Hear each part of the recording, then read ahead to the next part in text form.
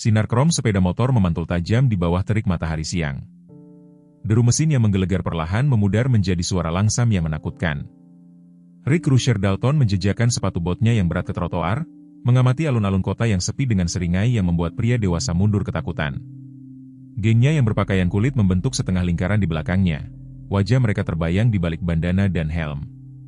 Saat itulah Rick melihat seekor German Shepherd yang luar biasa duduk patuh di samping tas punggung merah muda kecil di luar Maplewood Cafe. Lihat ini. Rick mengumumkan dengan suaranya. Dengan langkah yang disengaja, dia melintasi alun-alun yang tiba-tiba sunyi. Dia mendekati anjing itu, gengnya terkekeh mengantisipasi. Telinga German Shepherd itu terangkat, waspada tetapi tidak agresif.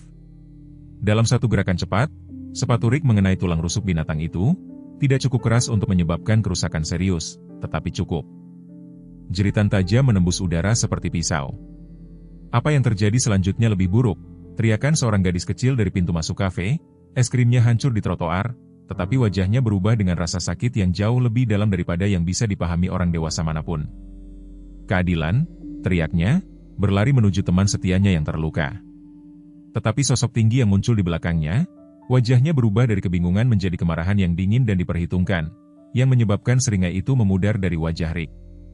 Bahkan melalui kacamata hitam berlensa cermin, Rick mengenali fitur-fitur tegas itu dari hari terburuk dalam hidupnya, hari ketika Hakim Robert Wilson mengakhiri karirnya. Rick Rusher Dalton pernah mengenakan seragam yang berbeda, biru polisi, bukan hitam pengendara motor. Selama 12 tahun, dia menjadi petugas Dalton dari Departemen Kepolisian Maplewood, dihormati oleh sebagian orang, ditakuti oleh yang lain. Kejatuhannya terjadi 3 tahun lalu setelah penggunaan kekerasan yang berlebihan. Keluhan menumpuk terlalu tinggi untuk diabaikan. Insiden terakhir adalah penangkapan brutal seorang remaja yang tertangkap menyemprot cat di pusat komunitas yang berakhir dengan patah lengan dan petugas Dalton menghadapi Hakim Robert Wilson. Kata-kata terukur Hakim masih membara dalam ingatan Rick. Lencana adalah simbol perlindungan, bukan kekuasaan.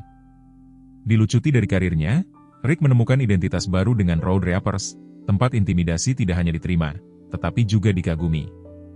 Pada usia 42 tahun, bahu lebar mantan polisi itu membawa tato yang terlihat dan bekas luka yang tidak terlihat, termasuk bekas gigitan di betis kirinya dari pertemuan masa kecil dengan Rottweiler tetangga yang membuatnya memiliki hubungan yang rumit dengan anjing. Sejak usia 7 tahun, dunia Emily Wilson telah dibagi menjadi 2 bagian yang berbeda, sebelum dan sesudah ibunya meninggal. Sebelumnya ada pelajaran balet, pankek hari Minggu, dan cerita pengantar tidur. Setelah itu, ada keheningan di rumah kolonial 2 lantai. Ayahnya tidak tega menjual ruang kosong tempat tawa ibunya seharusnya berada, dan Justus, anak anjing German Shepherd yang merupakan hadiah terakhir ibunya. Dia akan melindungimu saat aku tidak bisa, bisik Katerina Wilson dari ranjang rumah sakitnya 2 minggu sebelum kanker merenggutnya. Emily telah mengambil kata-kata itu secara harfiah, tidur dengan Justus di lantai di samping tempat tidurnya selama bulan pertama setelah pemakaman. Sekarang, 3 tahun kemudian, Justus lebih dari sekadar hewan peliharaan, adalah perwujudan cinta ibunya yang hidup, teman curhat, penerima surat-surat yang ditulis Emily setiap malam yang merinci harinya, yang akan dia bacakan dengan keras sebelum menidurkannya di kotak sepatu di bawah tempat tidurnya. Hakim Robert Wilson telah membangun reputasinya atas dasar keadilan dan ketenangan. Pada usia 50 tahun, rambutnya beruban sebelum waktunya setelah kematian istrinya, tetapi mata birunya tetap tajam dan jeli. Ditunjuk ke pengadilan federal 5 tahun sebelumnya. Dia menjaga batasan yang ketat antara kehidupan profesional dan pribadinya, jarang membiarkan beban posisinya mengikutinya pulang ke Emily. Setiap malam, dia menyiapkan makan malam sementara Emily mengerjakan pekerjaan rumah, mempertahankan rutinitas yang telah ditetapkan Katerine. Rekan-rekannya melihat pilar pengekangan yudisial. Hanya putrinya yang menyaksikan malam-malam ketika dia duduk sendirian di ayunan beranda dengan foto pernikahan di tangan. Bahunya bergetar diam-diam di bawah beban menjadi orang tua tunggal dan kesedihan yang belum terselesaikan. Maplewood telah mendapatkan reputasinya sebagai lukisan Norman Rockwell yang menjadi hidup. Alun-alun kota menampilkan pohon maple yang telah berdiri sebagai penjaga selama lebih dari 1 abad, membingkai gedung pengadilan yang dibangun pada 1873 dan lengkap dengan menara jam yang berdentang setiap jam. Bisnis-bisnis di Main Street, sebagian besar milik keluarga selama beberapa generasi, mengelilingi taman pusat tempat anak-anak bermain dan pasangan lansia berjalan bergandengan tangan tanpa memandang musim. Kejahatan sangat jarang sehingga catatan polisi di Maplewood Gazette mingguan sering menampilkan sepeda yang hilang dan invasi rakun sesekali. Selasa di bulan Juni ini dimulai seperti hari-hari lainnya, pemilik toko menyapu trotoar, toko roti menjual habis roti kayu manis pada pukul 9 pagi, dan panitera Hakim Wilson menelepon untuk menjadwalkan ulang janji temu siangnya karena sidang berjalan lama. Suara sepeda motor bergema di antara bangunan-bangunan bata sebelum Road Reapers terlihat. Nyonya Henderson, pustakawan berusia 76 tahun, berhenti saat menyirami petunia yang tergantung di pagar besi tempat perpustakaan. Tuan Grayson, pemilik toko perangkat keras, melangkah keluar dengan lap piring masih di tangan dari membersihkan pajangan baru peralatan kebun. Bahkan pemain skateboard remaja berhenti di tengah trik, papan berderak hingga diam. Sepeda motor pertama berbelok di tikungan, Harley hitam khas Rick dengan detail api merah, diikuti oleh 12 lainnya dalam formasi.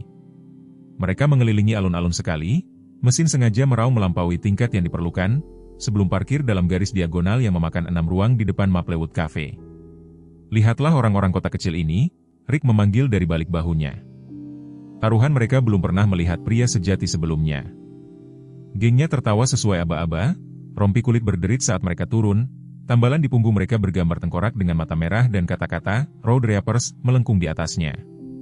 Itu telah menjadi terkenal di 3 daerah karena perkelahian bar dan intimidasi. Rick meregangkan tubuh secara dramatis, memastikan semua orang memperhatikan sarung pisau di pinggulnya.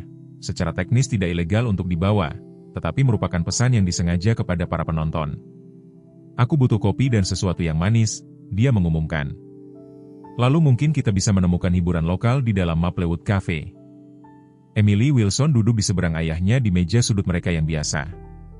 Itu adalah tradisi mingguan mereka setiap hari Selasa. Ketika sekolah libur lebih awal untuk perencanaan guru, mereka akan bertemu untuk minum coklat panas, Emily, dan kopi hitam, Hakim Wilson. Pemilik kafe, Martha Hutchison, telah mengenal Emily sejak lahir dan selalu menyelipkan kue tambahan di piringnya. Hari ini istimewa. Hakim Wilson telah setuju untuk membiarkan Emily membawa Justus untuk duduk di luar sementara mereka menyelesaikan minuman mereka. German Shepherd itu terlatih cukup baik untuk menunggu di samping tas punggung Emily dan Martha telah meletakkan semangkuk air di samping bangku besi tempa. 10 menit lagi dan kemudian kita perlu menemui Dr. Collins untuk pemeriksaanmu. Hakim Wilson mengingatkan putrinya, memeriksa jam tangannya, kebiasaan dari menjalankan ruang sidang dengan jadwal yang tepat. Emily mengangguk dengan cermat, memotong kue coklatnya menjadi seperempat bagian yang sama dengan sisi garpunya. Justus juga perlu suntik, ingat, ayah. Dr. Collins mengatakan anjing dan manusia sama-sama membutuhkan pemeriksaan. Hakim tersenyum, ketegangan di sekitar matanya mereda. Benar, bagus kau ingat. Apa yang tidak dia katakan adalah betapa Emily menyerupai Catherine pada saat-saat ini. Ekspresi serius yang sama ketika membahas hal-hal penting. Pendekatan metodis yang sama bahkan untuk tugas-tugas sederhana. Percakapan mereka terganggu oleh desisan tajam Martha saat dia melihat keluar jendela depan. Ya ampun, gumamnya cukup keras sehingga beberapa pelanggan mendongak dari makanan mereka. Raungan sepeda motor telah menarik perhatian, tetapi orang-orang itu sendiri yang menyebabkan kekhawatiran. 13 pengendara motor yang tampak kasar sekarang menempati semua tempat duduk di luar ruangan, mendorong meja kosong seolah-olah mereka memiliki tempat itu. Ayah, kata Emily, berbalik untuk melihat, orang-orang itu duduk tepat di tempat Justus menunggu. Intuisi anak kecilnya merasakan masalah sebelum penalaran orang dewasa dapat memprosesnya. Punggung Hakim Wilson menegang tetapi suaranya tetap tenang. Tetap di sini, Emily, aku akan memastikan Justus baik-baik saja. Dia berdiri, meletakkan serbetnya di samping cangkir kopi yang setengah kosong. Sebelum dia bisa mencapai pintu, Martha menyentuh lengannya. Hakim, mungkin aku harus menelepon Sheriff Parker, dia menyarankan dengan tenang. Belum perlu, Martha, jangan memperburuk keadaan tanpa perlu. Tetapi pengalaman profesional Hakim dengan resolusi konflik memandu pendekatannya. Melalui jendela, dia bisa melihat Justus masih duduk dengan patuh, meskipun sekarang dikelilingi oleh pria berpakaian kulit. Pelatihan anjing itu berjalan, tetapi Hakim Wilson dapat melihat telinga binatang itu terangkat ke depan, waspada terhadap potensi bahaya di luar. Rick adalah orang pertama yang memperhatikan German Shepherd. Pemandangan anjing itu membawa sesak langsung ke dadanya, kilas balik ke masa lalu ketika dia berusia 8 tahun. Mereka terjepit di pagar saat Rottweiler tetangga menancapkan gigi ke kakinya. Road Reapers lainnya mengeluh tentang harga menu yang tertulis di papan tulis ketika Rick berdiri tiba-tiba berjalan menuju Justus. Lihatlah anjing mewah ini, panggilnya sambil mengelilingi anjing itu. Justus tetap duduk tetapi melacak Rick dengan mata cerdas. Mungkin makan lebih baik dari kita. Harga diri anjing itu yang tenang membuat Rick kesal. Ini adalah pengingat lain tentang semua yang telah hilang darinya. Seekor binatang terlatih yang mewakili ketertiban, rasa hormat, segala sesuatu yang telah dilucuti pengadilan darinya. Emily melihat ayahnya bergerak ke pintu masuk kafe, es krim di tangan, hadiah yang diberikan Martha kepadanya sementara ayahnya masih berjalan menuju pintu. Dari sana, Emily menyaksikan dengan kekhawatiran yang tumbuh saat pria menakutkan dengan rompi kulit itu mendekati Justus. Dia melihat ayahnya mempercepat langkahnya, membuka pintu kafe, tepat saat sepatu bot Rick mengenai tulang rusuk Justus. Suara teriakan Emily menyebabkan beberapa pelanggan menjatuhkan kursi, berdiri. Justus menjerit sekali tetapi tidak lari atau menyerang. Pelatihannya yang ekstensif mencegahnya merespon secara agresif bahkan ketika diprovokasi.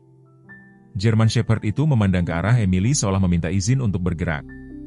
Hakim Wilson berdiri di depan putrinya secara protektif. Wajahnya berubah saat dia mengenali pria yang berdiri di atas anjing putrinya. Kafe menjadi sunyi, semua orang merasakan ketegangan yang menggelegar. Martha sudah mengangkat telepon di belakang konter, berbisik mendesak kepada petugas operator serif. "Tuan Dalton," kata Hakim, suaranya membawa nada otoritatif yang sama yang dia gunakan di ruang sidangnya. "Saya yakin Anda baru saja menyerang anjing putri saya." Matanya melirik ke Emily, yang bergegas ke sisi Justus, lengannya melingkari leher German Shepherd, air mata mengalir di wajahnya. Seringai Rick goyah saat kesadaran muncul. Terakhir kali dia melihat Robert Wilson, pria itu telah menatapnya dari bangku menyampaikan vonis yang mengakhiri karir polisinya. Sekarang mereka berdiri berhadapan di trotoar dengan dinamika kekuatan yang sama sekali berbeda. Wah, Rick memulihkan suaranya yang dipenuhi keberanian palsu. "Jika bukan Yang Mulia Hakim Wilson. Tidak tahu ini anjingmu." Dia berbalik ke gengnya, bermain untuk penontonnya. "Teman-teman, kita mendapatkan beberapa keadilan sejati di sini hari ini. Anjing itu rupanya dinamai menurut apa yang orang ini pura-pura berikan." Road Reapers tertawa gugup, merasakan bahwa mereka telah tersandung ke sesuatu yang lebih rumit daripada intimidasi kota kecil sederhana yang mereka rencanakan. Isak tangis Emily menembus tawa mereka. Tangan kecilnya memeriksa Justus untuk mencari luka. Anjing itu menjilati air mata dari pipinya meskipun kesakitannya sendiri. Hakim Robert Wilson telah membangun karirnya dengan mempertahankan ketenangan dalam situasi tegang. Selama 15 tahun di bangku pengadilan, dia telah menghadapi pembunuh, gembong narkoba, dan penjahat kerah putih yang telah menghancurkan ribuan nyawa. Dia telah menerima ancaman pembunuhan yang membutuhkan perlindungan marsal, tanpa pernah membiarkan putrinya khawatir. Sekarang, saat dia berdiri di trotoar yang diterangi matahari di luar Maplewood Cafe, temperamen yudisial yang diperoleh dengan susah payah itu diuji tidak seperti sebelumnya. Naluri pertamanya, amarah pelindung seorang ayah, melonjak melalui tubuhnya, tangannya secara naluriah membentuk kepalan di sisinya. Tetapi puluhan tahun pelatihan hukum turun tangan dan dia dengan sengaja membuka jari-jarinya, mengambil napas terukur sebelum berbicara. "Emily," katanya dengan suara yang stabil, meskipun amarah mengalir melaluinya, "tolong bawa Justus ke dalam dan minta Martha untuk mengambilkan air dan handuk." Ketika putrinya ragu-ragu, masih mencengkeram bulu tebal German Shepherd, dia menambahkan dengan lembut, "Sekarang, tolong." Otoritas dalam nada suaranya tidak dapat dibantah dan Emily dengan enggan memimpin Justus menuju pintu kafe. Anjing itu berjalan pincang sedikit tetapi mengikuti dengan patuh. Begitu putrinya aman di dalam, Hakim Wilson berbalik menghadap Rick Dalton. Kedua pria itu berdiri dengan tinggi yang kira-kira sama tetapi postur mereka menciptakan kontras yang mencolok. Hakim berdiri tegak dan terkendali, dan pengendara motor dengan sikap merosot buatan yang dimaksudkan untuk tampak kasual tetapi mengkhianati ketegangan di bahunya. Road Reapers lainnya telah membentuk setengah lingkaran yang longgar di belakang pemimpin mereka.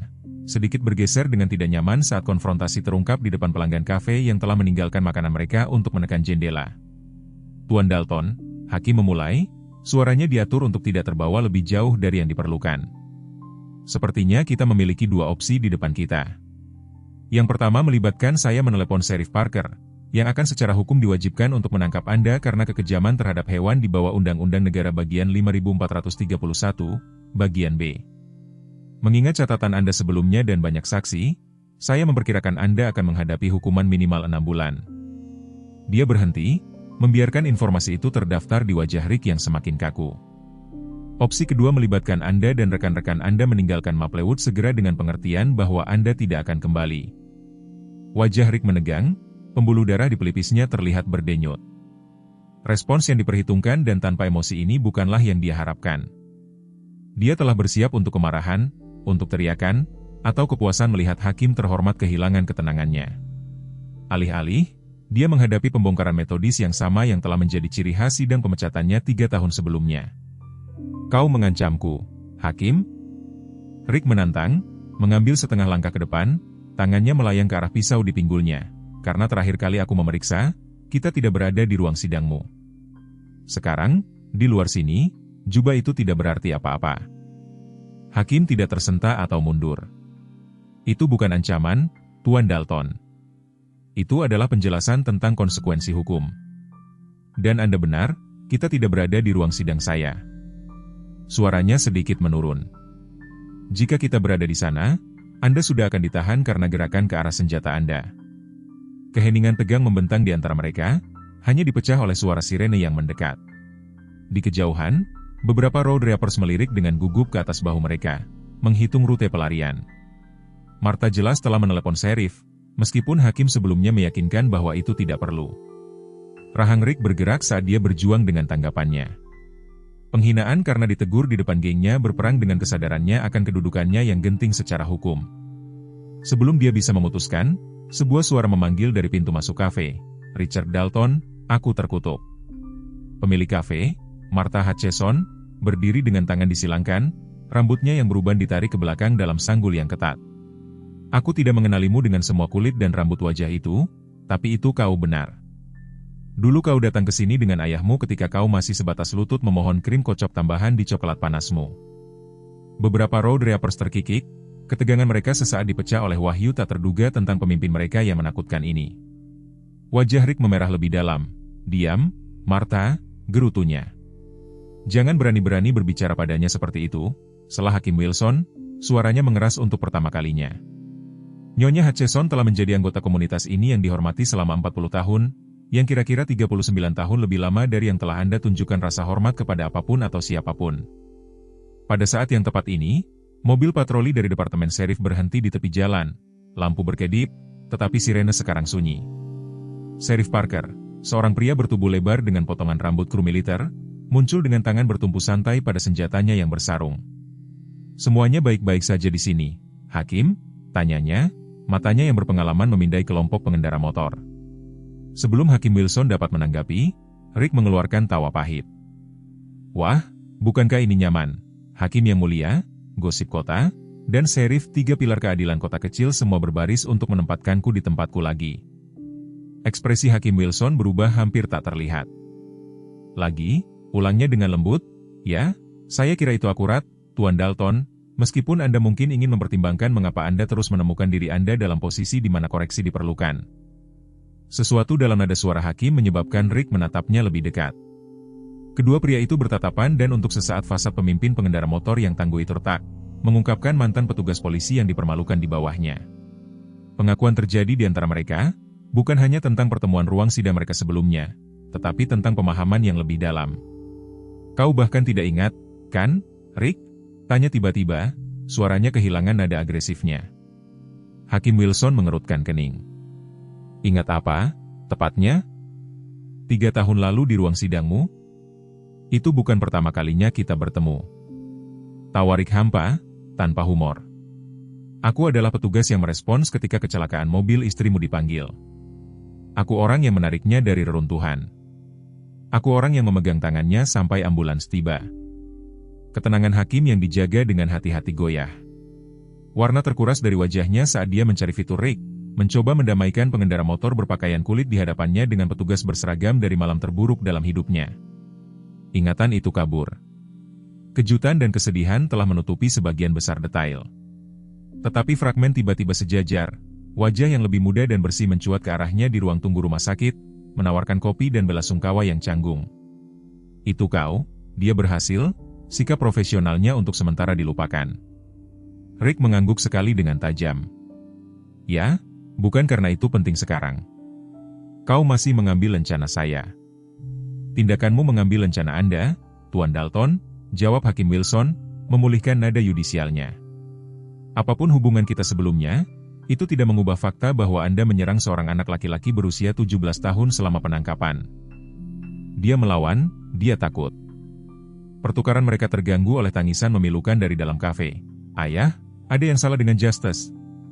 Suara Emily terdengar melalui pintu yang terbuka, bernada tinggi karena panik. Hakim Wilson berbalik segera, semua kekhawatiran lain dilupakan. Di dalam kafe, Emily berlutut di samping Justus, yang telah jatuh ke sisinya di lantai ubin. Pernapasan German Shepherd tampak berat, matanya yang biasanya waspada sekarang tumpul karena kesakitan. Martha berlutut di samping mereka, tangannya yang berpengalaman dengan lembut menyelidiki tulang rusuk anjing itu. Dia baik-baik saja beberapa saat yang lalu, isak Emily, dan kemudian dia mencoba berdiri dan hanya jatuh.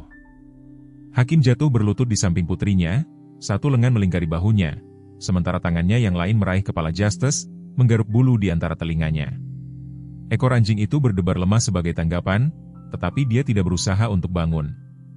Pendarahan internal, mungkin, gumam Martha, jari-jarinya mendeteksi sesuatu yang mengkhawatirkan, tendangan itu mungkin mematahkan tulang rusuk, mungkin menusuk sesuatu. Dia membutuhkan dokter hewan segera. Hakim Wilson mendongak dan menemukan Rick berdiri di ambang pintu. Ekspresinya tak terbaca saat dia menyaksikan adegan itu terungkap.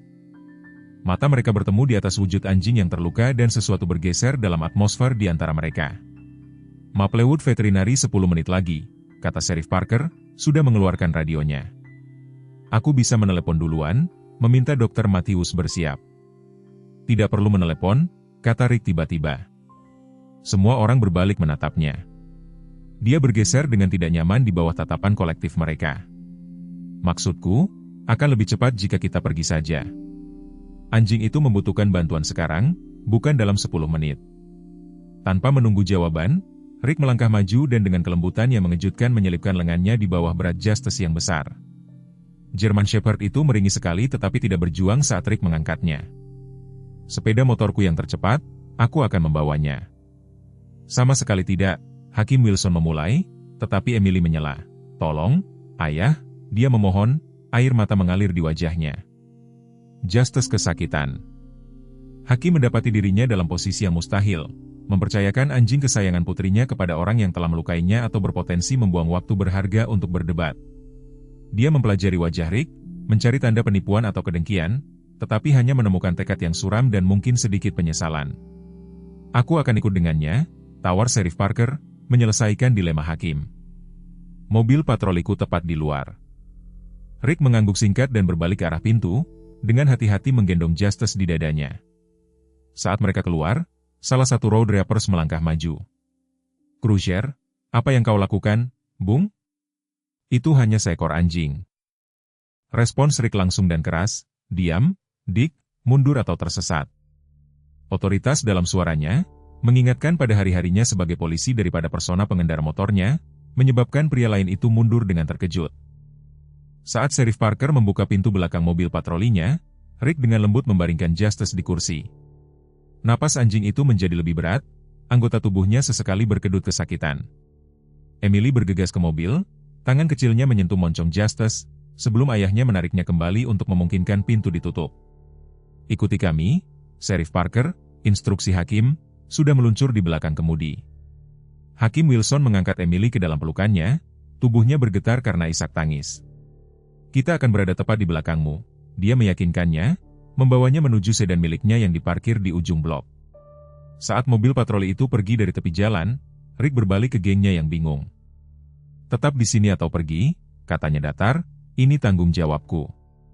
Tanpa menunggu tanggapan mereka, dia melangkah ke sepeda motornya dan menyalakannya. Mesin menderu, menenggelamkan pertanyaan bingung mereka. Saat dia masuk ke jalan di belakang kendaraan Sheriff, Martha menyaksikan prosesi itu berangkat mobil patroli Sheriff, diikuti oleh sepeda motor Rick, diikuti oleh mobil Hakim dan menggelengkan kepalanya perlahan. Tidak pernah terpikir aku akan melihat hari itu, gumamnya tanpa kepada siapapun secara khusus, Rick Dalton melakukan hal yang benar. Dia berbalik ke kafe tempat pelanggan yang penasaran masih memproses apa yang telah mereka saksikan. Baiklah, teman-teman, dia mengumumkan, mengambil bantalan pesanannya dari saku celemeknya. Aku yakin kita semua sudah cukup bersemangat untuk satu sore ini. Siapa yang butuh isi ulang? Klinik hewan Maplewood menempati sebuah rumah Victoria yang diubah di Elm Street. Beranda wraparound-nya sekarang berfungsi sebagai area tunggu bagi pemilik hewan peliharaan yang cemas. Ketika mobil patroli Sheriff Parker berhenti dengan berdecit di ruang parkir darurat yang ditentukan, Dr. Sarah Matthews sudah menunggu di pintu, diperingatkan oleh resepsionisnya yang telah melihat lampu yang berkedip melalui jendela depan. Pada usia 43 tahun, Dr. Matthews telah menjadi satu-satunya dokter hewan Maplewood selama 15 tahun. Rambut auburnya sekarang diwarnai dengan uban sebelum waktunya. Hasilnya, dia sering bercanda, terlalu banyak panggilan darurat tengah malam. Apa yang terjadi? Dia menuntut saat Sheriff Parker membuka pintu belakang. Tatapan klinisnya dengan cepat menilai kondisi German Shepherd sebelum kesadaran muncul. Justus. Itu anjing Hakim Wilson. Matanya menyipit saat Rick mendekat dari sepeda motornya yang diparkir dengan tergesa-gesa. Dan kaulah yang menyebabkan ini. Rick mengakui dengan belak-belakan, tanpa ada jejak keberanian sebelumnya. Bisakah kau membantunya? Dr. Matthews tidak membuang waktu untuk tuduhan. Ruang periksa 1, instruksinya, menunjuk melalui pintu klinik yang terbuka dengan hati-hati. Saat Rick mengangkat Justus, yang pernapasannya menjadi semakin dangkal selama perjalanan, dia mengarahkan instruksi khusus, dukung bagian belakangnya. Ya, seperti itu, usahakan untuk tidak menyentuhnya. Di dalam ruang pemeriksaan steril, Rick dengan lembut meletakkan Justus di atas meja baja tahan karat saat Dr. Matthews mengenakan sarung tangan lateks dengan kekurangan yang dipraktikkan. Tangannya bergerak secara metodis di atas tubuh Justus, merasakan kelainan, sambil memantau reaksinya terhadap titik-titik tekanan. Ketika jari-jarinya menyelidiki sisi kanannya, anjing itu mengeluarkan rengekan bernada tinggi yang membuat semua orang di ruangan itu bergidik. Patah tulang rusuk yang pasti, gumamnya lebih pada dirinya sendiri daripada yang lain. Kemungkinan pendarahan internal berdasarkan warna gusinya. Dia mendongak saat Hakim Wilson menerobos pintu menggendong Emily. Aku perlu membawanya ke röntgen segera. Hakim Wilson mengangguk, meletakkan Emily, tetapi menjaga tangan yang mantap di bahunya. Lakukan apapun yang diperlukan, Sarah. Dr. Matthews menoleh ke asistennya, seorang wanita muda yang masuk tanpa suara di belakang mereka. Siapkan untuk operasi darurat. Jen, kita mungkin perlu bergerak cepat, tergantung pada hasil röntgennya. Kepada Sheriff Parker, dia menambahkan, Tom, tunggu di luar bersama anak itu. Ini bukan sesuatu yang harus dia lihat. Genggaman Emily pada tangan ayahnya semakin erat. Tidak, aku ingin tetap bersama Justus. Dr. Matthews berlutut sejajar mata Emily, suaranya melembut. Emily, aku tahu kamu takut, tapi Justus sedang sangat terluka sekarang. Cara terbaik kamu bisa membantunya adalah dengan membiarkanku bekerja tanpa gangguan. Bisakah kamu berani untuk dia? Air mata mengalir di wajah Emily, tetapi dia mengangguk dengan enggan. Sheriff Parker dengan lembut membimbingnya menuju pintu, tangannya yang besar menggenggam tangan kecilnya. Ayo, nak, mari kita cari jus untukmu di ruang tunggu. Saat mereka pergi, Dr. Matthews menoleh ke Rick, yang telah memojokkan dirinya ke dinding, tanpa tidak yakin akan tempatnya dalam drama yang sedang berlangsung ini. Kamu, katanya, suaranya kembali tajam secara klinis, keluar. Rick tidak bergerak. Aku ingin membantu. Kamu sudah cukup membantu, Hakim Wilson menyela dengan dingin. Dr. Matthews mengangkat tangan untuk mencegah perdebatan lebih lanjut. Kalian berdua keluar sekarang. Aku tidak bisa bekerja dengan ketegangan ini di ruang pemeriksaanku. Ketika tidak ada satupun dari mereka yang bergerak, dia menambahkan dengan otoritas yang bahkan membuat pemilik hewan peliharaan yang paling sulit pun tunduk. Kalian berdua pergi secara sukarela atau aku memanggil asistenku untuk mengawal kalian keluar sementara Justus terus menderita. Itu pilihanmu. Ancaman itu membuat mereka bergerak. Hakim Wilson keluar lebih dulu, posturnya yang kaku mengkhianati keadaan emosinya meskipun ekspresinya terkendali. Rick mengikuti, melirik terakhir kali pada Justus, yang mata gelapnya tampak mengikutinya dengan campuran rasa sakit dan sesuatu yang mengganggu seperti pengampunan. Di ruang tunggu, sebuah pemandangan yang tidak nyaman terbentuk. Emily duduk di pangkuan Sheriff Parker, terisak-isak karena sisa tangisannya sambil menyesap jus apel dari sebuah kotak kecil. Hakim Wilson mondar-mandir di sepanjang ruangan secara berkala, memeriksa arlojinya dan melirik ke arah pintu ruang pemeriksaan yang tertutup. Rick berdiri dengan canggung di dekat jendela, terpisah dari yang lain baik oleh jarak fisik maupun beban tanggung jawab. Kenapa kamu melakukannya? Suara kecil Emily memecah keheningan, menyebabkan ketiga pria itu menoleh ke arahnya. Dia menatap langsung ke Rick, wajahnya yang penuh air mata tampak sangat tenang. Kenapa kamu menyakiti Justus? Dia tidak pernah melakukan apapun padamu. Rick membuka mulutnya lalu menutupnya, jelas-jelas berjuang untuk menemukan jawaban yang tepat. Bagaimana dia bisa menjelaskan ketakutan dan kebencian seumur hidup terhadap anjing kepada seorang anak berusia 7 tahun yang dunianya baru saja hancur? Bagaimana dia bisa menjelaskan bahwa tindakannya bukan tentang anjingnya secara khusus, tetapi tentang membuktikan sesuatu kepada gengnya, tentang mempertahankan citra ketangguhan yang telah dia bangun untuk menggantikan identitasnya yang hilang sebagai seorang petugas polisi? Sebelum dia bisa merumuskan jawaban, pintu klinik terbuka dan pasangan parubaya bergegas masuk. Wanita itu segera memeluk Emily dengan erat. "Kami datang segera setelah Martha menelepon kami," wanita itu menjelaskan, sambil menatap Rick dengan tatapan berbisa di atas kepala Emily. "Oh, sayangku, bagaimana keadaan Justus?" Hakim Wilson melangkah maju, rasa terima kasih sejenak menggantikan kecemasan di wajahnya.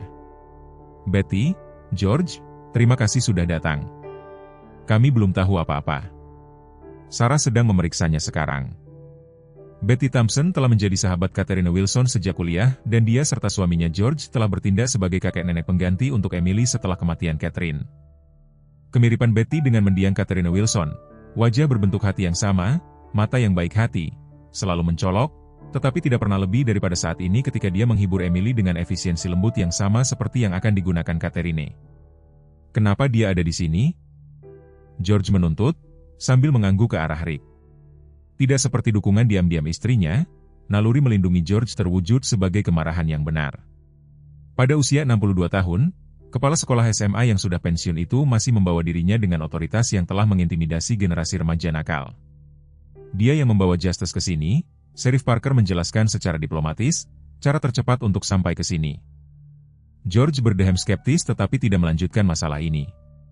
Saat Betty membimbing Emily ke kursi yang lebih nyaman, mengeluarkan seekor binatang boneka kecil dari tasnya, seekor German Shepherd mewah, itu membuat air mata segar mengalir di mata Emily, bahkan saat dia menggenggamnya erat-erat.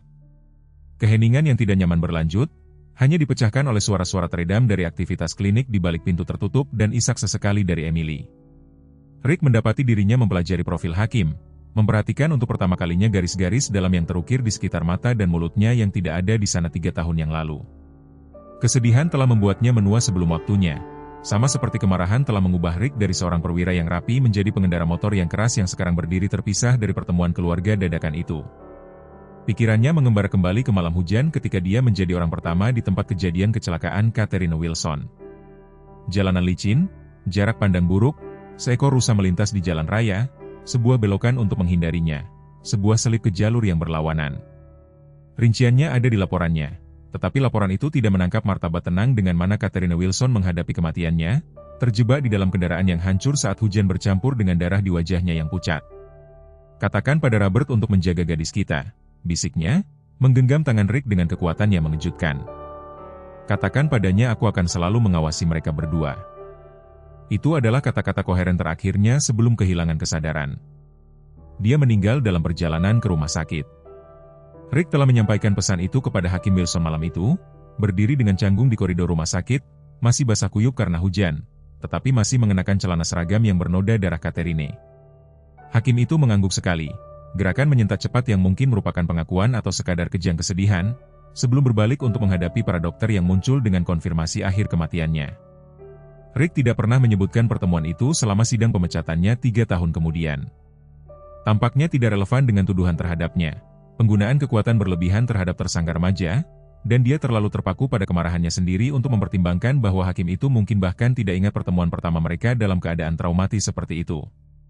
Seolah merasakan pikiran Rick, Hakim Wilson berbalik, tiba-tiba menangkap tatapan Rick untuk sesaat. Sesuatu yang tak terucapkan terjadi di antara mereka, pengakuan akan sejarah bersama yang melampaui posisi permusuhan mereka saat ini. Kemudian pintu ruang pemeriksaan terbuka dan Dr. Matthews muncul. Pakaian bedahnya masih bersih tetapi ekspresinya serius. Semua orang menegang dan Emily melompat berdiri. Anjing boneka itu digenggam di dadanya. "Apakah Justus baik-baik saja?" dia bertanya, suaranya bergetar antara harapan dan ketakutan. Dr. Matthews mendekat, dengan sengaja memodulasi suaranya ke nada klinisnya yang paling lembut. "Kabar baiknya adalah Justus stabil sekarang. Hasil röntgen mengonfirmasi apa yang aku duga, 2 tulang rusuk patah, salah satunya menyebabkan beberapa pendarahan internal." Dia berlutut sejajar dengan Emily. Kabar buruknya adalah dia akan membutuhkan operasi untuk memperbaiki kerusakan dan selalu ada risiko dengan anestesi, terutama pada anjing. Usia Justus, dia baru 5 tahun. Emily memprotes seolah-olah masa muda harus menjamin kekebalan dari bahaya seperti itu. Aku tahu, sayang, dan dia kuat dan sehat, yang memberinya peluang bagus untuk pulih sepenuhnya. Tapi aku ingin semua orang mengerti bahwa ini serius. Tatapannya meliputi seluruh kelompok sebelum tertuju pada Rick. Kapan kamu akan melakukan operasi? Hakim Wilson bertanya, tangannya bertumpu pada bahu Emily untuk melindunginya. Jen sedang menyiapkan ruang operasi sekarang. Seharusnya memakan waktu sekitar 2 jam, mungkin lebih lama, tergantung pada apa yang aku temukan. Dr. Matthews berdiri, ketegasan profesional menggantikan kelembutan sesaatnya. Aku sarankan kalian semua pulang, istirahat, dan aku akan menelepon segera setelah. Tidak, Emily menyela dengan paksa, aku tidak akan meninggalkan Justus. Dia mendongak ke ayahnya, air mata menggenang lagi. Tolong, ayah, kita tidak bisa meninggalkannya sendirian. Hakim Wilson ragu-ragu, terpecah antara kepraktisan dan kebutuhan emosional putrinya. Sebelum dia bisa menjawab, Betty Thompson turun tangan. Kami akan tinggal bersamanya, Robert. Kamu memiliki kasus penting itu besok pagi. Kamu perlu meninjau catatanmu. Ketika hakim itu mulai memprotes, dia menambahkan dengan tegas, Catherine ingin kamu mempertahankan tanggung jawabmu. Kami akan menelepon saat ada berita. Perjuangan internal Hakim Wilson terlihat di wajahnya, tetapi akhirnya dia mengangguk, menyadari kebijaksanaan dalam sarannya. Dia berjongkok di depan Emily, menggenggam tangan kecilnya di tangannya. Aku akan pulang dan mengambil tempat tidur Justus dan mainan favoritnya. Aku akan membawanya kembali sehingga dia memiliki barang-barang yang dikenalnya ketika dia bangun, dan aku akan kembali sebelum Dr. Matthews selesai dengan operasinya. Aku janji. Emily mempertimbangkan kompromi ini lalu mengangguk dengan sungguh-sungguh. Bawa bola birunya. Itu favoritnya. Aku akan membawanya. Dia mencium dahinya sebelum menegakkan tubuh untuk berbicara kepada Dr. Matthews. Sarah, aku tidak bisa cukup berterima kasih. Dokter hewan itu menepis rasa terima kasihnya. Aku sudah mengenal Justus sejak dia masih kecil. Hanya melakukan pekerjaanku. Ekspresinya mengeras saat dia melirik Rick, meskipun aku ingin mengerti persis bagaimana ini terjadi. Semua mata tertuju pada Rick, yang bergerak dengan tidak nyaman di bawah tatapan kolektif mereka. Bagi seorang pria yang telah mengembangkan citra kepercayaan diri yang mengintimidasi, dia tiba-tiba tampak berkurang. Kesombongan digantikan oleh sesuatu yang mendekati penyesalan yang tulus. Itu adalah tindakan bodoh dan tidak bijaksana, dia mengakui, suaranya lebih kasar dari biasanya. Aku melihat anjing itu dan aku. Dia berhenti, jelas-jelas berjuang dengan bagaimana menjelaskan tindakannya tanpa terdengar lebih kejam. Kamu, apa? George Thompson menuntut, memutuskan untuk menendang binatang yang tidak bersalah untuk bersenang-senang? Rahang Rick menegang, secercah pembangkangan sebelumnya kembali. Kamu tidak akan mengerti. Coba aku, Hakim Wilson berkata dengan tenang.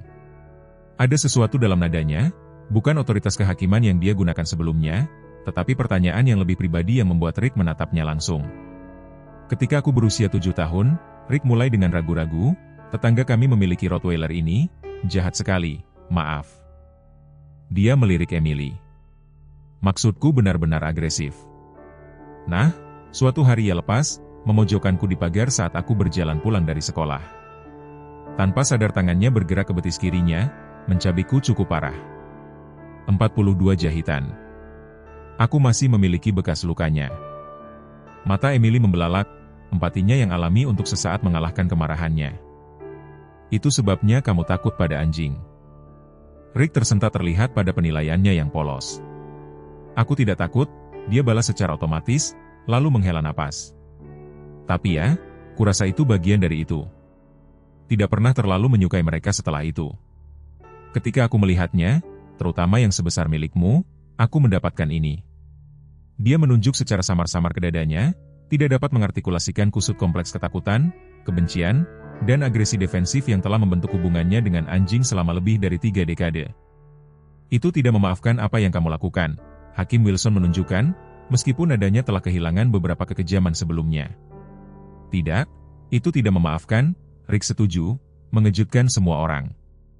Aku. Dia menatap langsung ke Emily. Aku minta maaf, nak, benar-benar minta maaf. Nah, aku. Sebelum ada yang bisa menanggapi permintaan maaf yang tidak terduga ini, pintu klinik terbuka lagi, memasukkan beberapa sosok berpakaian kulit yang berhenti dengan canggung setelah melihat kelompok yang berkumpul. Geng Rick rupanya telah memutuskan untuk mengikuti pemimpin mereka. "Semuanya baik-baik saja?" tanya Crusher, seorang pengendara motor tinggi dengan kepala yang dicukur dan beberapa tindikan wajah. Upayanya untuk bersikap acuh tak acuh gagal menutupi ketidaknyamanannya yang nyata saat mendapati dirinya berada di sebuah klinik hewan yang dikelilingi oleh warga Maplewood yang peduli. "Keluar," Rick memerintahkan dengan datar, "kalian semua, ini bukan urusan kalian." Para pengendara motor bertukar pandang dengan ragu, jelas bingung dengan pemecatan ini. Tapi rencananya adalah menuju Riverdale saat matahari terbenam. Yang lain memprotes, "Kamu bilang ada bar di sana tempat kita bisa." Rencana berubah, Rick menyela, "Pergi jika kamu mau, aku akan tinggal sampai aku tahu anjing itu baik-baik saja." Pernyataan ini menyebabkan riak keheranan di kedua kelompok, road rappers dan penduduk Maplewood. Alis Sheriff Parker terangkat dengan apresiasi sementara Hakim Wilson mempelajari Rick dengan intensitas baru, menilai kembali pria yang telah dia hukum 3 tahun sebelumnya. "Kamu serius?" Pengendara motor pertama tampak benar-benar bingung, "Karena seekor anjing?" Respons Rick langsung dan tegas, "Mengambil tanggung jawab atas tindakanku, sesuatu yang mungkin ingin kamu coba suatu saat." Pengendara motor bernama Dicky tersipu marah, tetapi anggota geng lain, seorang pria yang lebih tua dengan janggut beruban, melangkah maju meletakkan tangan menahan di lengan Dicky. "Biarkan saja," dia menasihati. Kepada Rick dia menambahkan, "Kami akan memeriksa nanti." "Lakukan apa yang harus kamu lakukan, Crusher." Saat para pengendara motor keluar, bergumam di antara mereka sendiri, suasana di ruang tunggu berubah terlihat. Pemisahan yang tajam sebelumnya antara kita dan mereka telah kabur setidaknya sedikit oleh tampilan hati nurani Rick yang tidak terduga. Dr. Matthews, yang telah mengamati pertukaran ini dengan ketegasan klinis, berdeham. "Aku perlu bersiap untuk operasi sekarang. Sheriff, mungkin kamu bisa mengambil pernyataan mengenai insiden itu saat aku bekerja." Tanpa menunggu tanggapan, dia berbalik kembali ke ruang pemeriksaan, berhenti hanya untuk menambahkan, "Emily, apakah kamu ingin mengucapkan selamat tinggal kepada Justice sebelum prosedur?"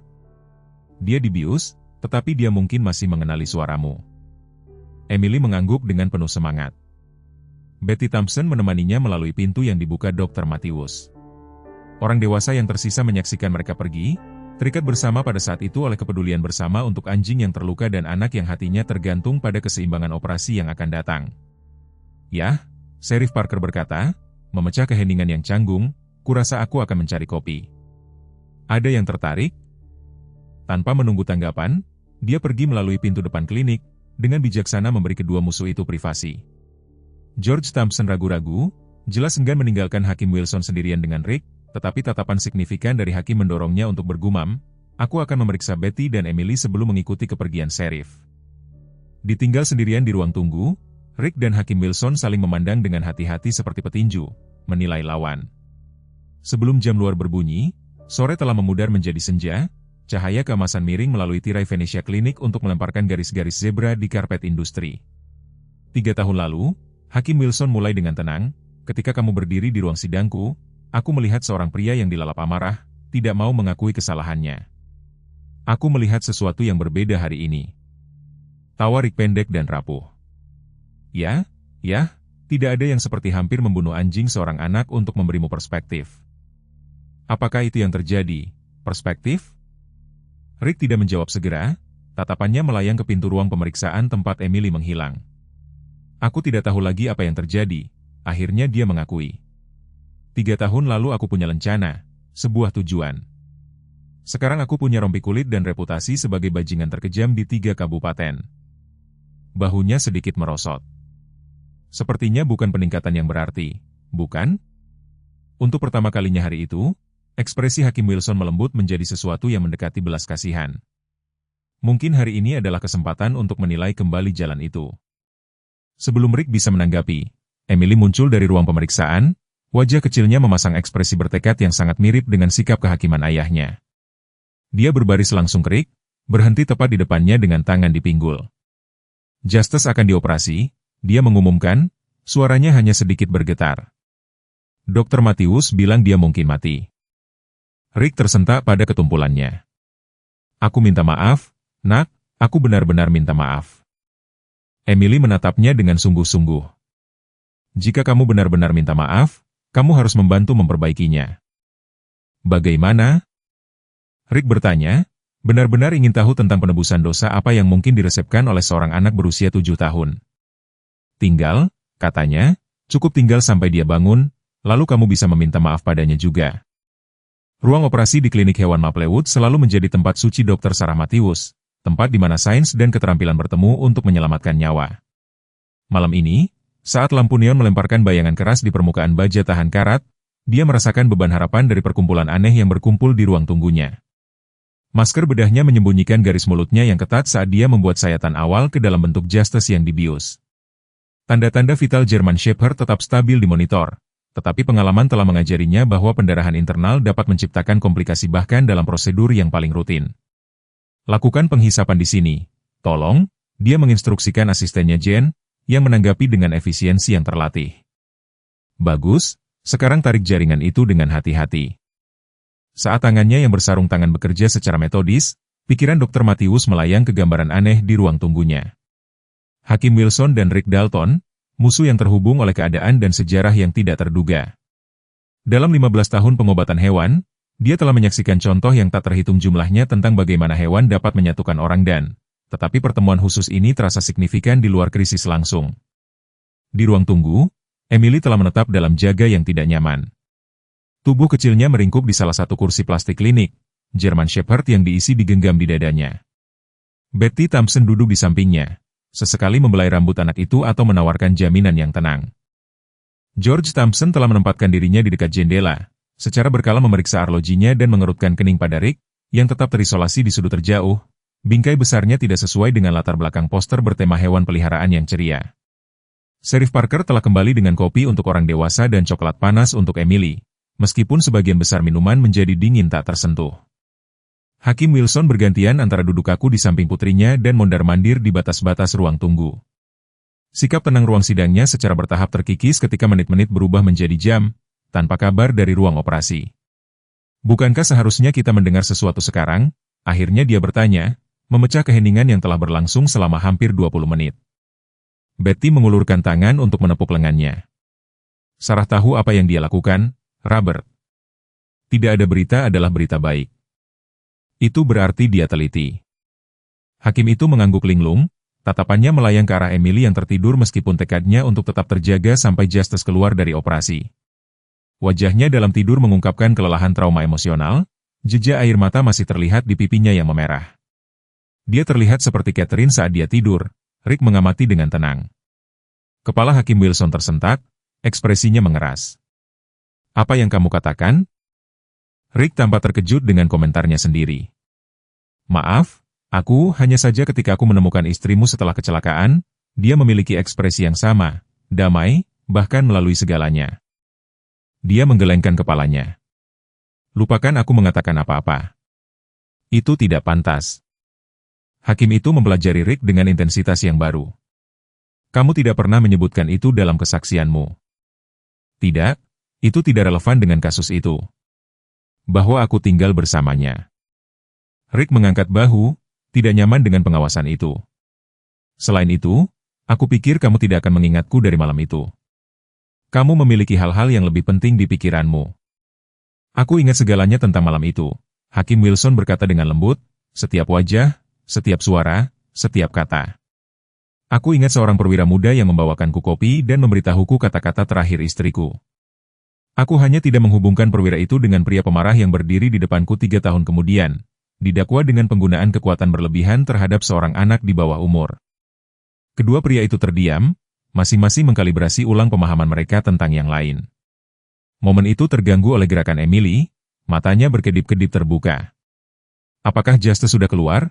Dia bertanya segera, duduk dan menggosok matanya yang mengantuk. Belum, sayang, Betty menjawab dengan lembut, tetapi aku yakin itu tidak akan lama lagi. Emily mengangguk dengan sungguh-sungguh, lalu tiba-tiba menyelinap dari kursinya dan melintasi ruang tunggu untuk berdiri di depan Rick. Tatapan langsungnya membuatnya bergerak dengan tidak nyaman. Ibuku meninggal, dia mengumumkan, dengan nada datar, dengan cara anak-anak terkadang mendekati topik-topik mendalam tanpa basa-basi.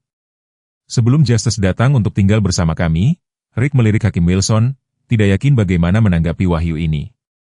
Hakim itu memberikan anggukan yang hampir tidak terlihat, izin untuk terlibat dengan putrinya. Aku tahu, Rick berkata dengan hati-hati. Aku ada di sana malam itu. Aku mencoba membantunya. Mata Emily membelalak. Kamu mengenal ibuku? Tidak juga, nak, aku hanya petugas polisi yang menemukannya setelah kecelakaan. Emily memproses informasi ini dengan logika langsung seorang anak. Jadi kamu adalah orang baik sebelum kamu menjadi orang jahat? Penilaian belak-belakan itu menarik tawa terkejut dari Sheriff Parker dan batuk malu dari George Thompson. Rick, bagaimanapun, tidak tersenyum. Dia mempertimbangkan pertanyaan Emily dengan keseriusan yang layak. Aku mencoba menjadi orang baik, jawabnya. Sejujurnya, aku membuat beberapa kesalahan, seperti menendang Justice. Rick meringis, ya, seperti itu. Emily mengangguk, puas dengan pengakuannya. Justice adalah hadiah terakhir ibuku untukku, lanjutnya. Dia memberitahuku dia akan melindungiku ketika dia tidak bisa berada di sini lagi. Suaranya sedikit bergetar. Jika dia mati, itu seperti kehilangan sebagian dari dirinya lagi. Pernyataan sederhana itu tergantung di udara, menghancurkan dalam kejernihan kekanak-kanakannya. Hakim Wilson bergerak untuk campur tangan, kekhawatiran terukir di wajahnya, tetapi Rick menanggapi sebelum dia bisa mencapai mereka. Justice itu tangguh, katanya dengan kelembutan yang tak terduga. Dr. Matthews menjaganya dengan baik dan anjing lebih kuat daripada manusia terkadang. Mereka tidak menyimpan dendam, mereka hanya ingin mencintai dan dicintai. Dia ragu-ragu lalu menambahkan, nenekku punya pepatah, hati anjing yang baik terlalu besar untuk gagal. Emily mempertimbangkan ini lalu bertanya, apakah kamu pernah memiliki anjing setelah yang jahat itu menyakitimu? Rick menggelengkan kepalanya. Tidak, aku terlalu takut untuk waktu yang lama. Lalu, ketika aku bertambah tua, aku mengatakan pada diriku sendiri aku terlalu sibuk, tetapi sebenarnya aku masih takut. Justice tidak akan menyakitimu, Emily meyakinkannya dengan sungguh-sungguh. Dia anjing terbaik, aku akan meminta Jen membawakan kursi yang lebih nyaman dan beberapa selimut. Sofa klinik bisa ditarik menjadi tempat tidur yang lumayan. Dengan tatapan penuh arti terakhir pada Rick, dia menghilang kembali di lorong. Jam-jam berikutnya menciptakan ritme aneh di ruang tunggu klinik. Betty dan George Thompson dengan enggan pergi atas desakan Hakim Wilson, berjanji akan kembali di pagi hari. Sheriff Parker tinggal lebih lama, menyelesaikan laporan resminya tentang kejadian itu sebelum pergi dengan menepuk bahu Hakim sebagai dukungan dan anggukan yang cukup sopan kepada Rick. Emily akhirnya tertidur lagi, kali ini di sofa tarik, dikelilingi selimut pinjaman dan dengan boneka German Shepherd-nya terselip aman di bawah lengannya. Hakim Wilson duduk di samping putrinya yang sedang tidur, satu tangan dengan lembut membelai rambutnya, matanya terpaku kosong pada dinding di seberangnya. Rick menempati kursi di dekat lorong yang menuju ke kandang pemulihan, tidak bergerak kecuali sesekali meregangkan kakinya yang panjang. Tidak ada satupun dari mereka yang berbicara, tetapi keheningan di antara mereka telah berubah dari permusuhan menjadi kontemplatif. Tak lama setelah tengah malam, Dr. Matthews muncul dari ruang belakang, ekspresinya muram. Hakim Wilson segera berdiri, berhati-hati agar tidak mengganggu Emily. Tanda-tanda vitalnya menurun, kata Dr. Matthews tanpa basa-basi. Aku sudah memberikan cairan tambahan dan manajemen nyeri, tetapi tubuhnya berjuang untuk pulih dari trauma. Jika kau ingin Emily mengucapkan selamat tinggal, sekaranglah saatnya. Kata-kata itu menghantam Hakim Wilson seperti pukulan fisik. Tidak, bisiknya, Sarah, pasti ada sesuatu yang lebih bisa kau lakukan. Aku sudah mencoba semua pilihan medis, Robert. Aku sangat menyesal. Dia ragu-ragu, lalu menambahkan dengan lembut, aku tahu apa arti keadilan bagi Emily, bagi kalian berdua. Aku tidak akan menyerah jika ada alternatif lain. Ketegasan Hakim Wilson hancur total. Untuk pertama kalinya sejak pemakaman istrinya, dia membiarkan dirinya menangis secara terbuka, satu tangan menutupi wajahnya, saat bahunya bergetar karena kesedihan yang sunyi. Anjing itu adalah hubungan terakhirnya dengan Catherine, penjaga yang telah dia pilih untuk putri mereka, pengingat hidup akan cinta dan pandangannya ke depan. Kehilangan Justice terasa seperti kehilangan dia lagi. Rick, menyaksikan kehancuran Hakim, berdiri dengan canggung, tidak yakin bagaimana menanggapi ungkapan emosi mentah ini dari seorang pria yang hanya dia kenal sebagai sosok otoritas. Setelah ragu sejenak, dia mendekati Dr. Matthews. Bagaimana dengan transfusi darah? Tanyanya pelan. Apakah itu akan membantu? Dr. Matthews menggelengkan kepalanya. Idealnya, ya, tetapi kami tidak memiliki donor dalam waktu sesingkat ini. Rumah sakit hewan darurat terdekat dengan bank darah berada di Riverdale, lebih dari 1 jam perjalanan. Pada saat kami mengatur transfer, semuanya akan terlambat. Bagaimana dengan darahku? Rick bersikeras. Bisakah kau menggunakannya? Dr. Matthews menatapnya dengan tidak percaya. Darah manusia untuk transfusi anjing? Bukan begitu caranya. Golongan darahnya sama sekali tidak cocok. Itu akan membunuhnya seketika. Rick mengangguk, menyerap informasi itu.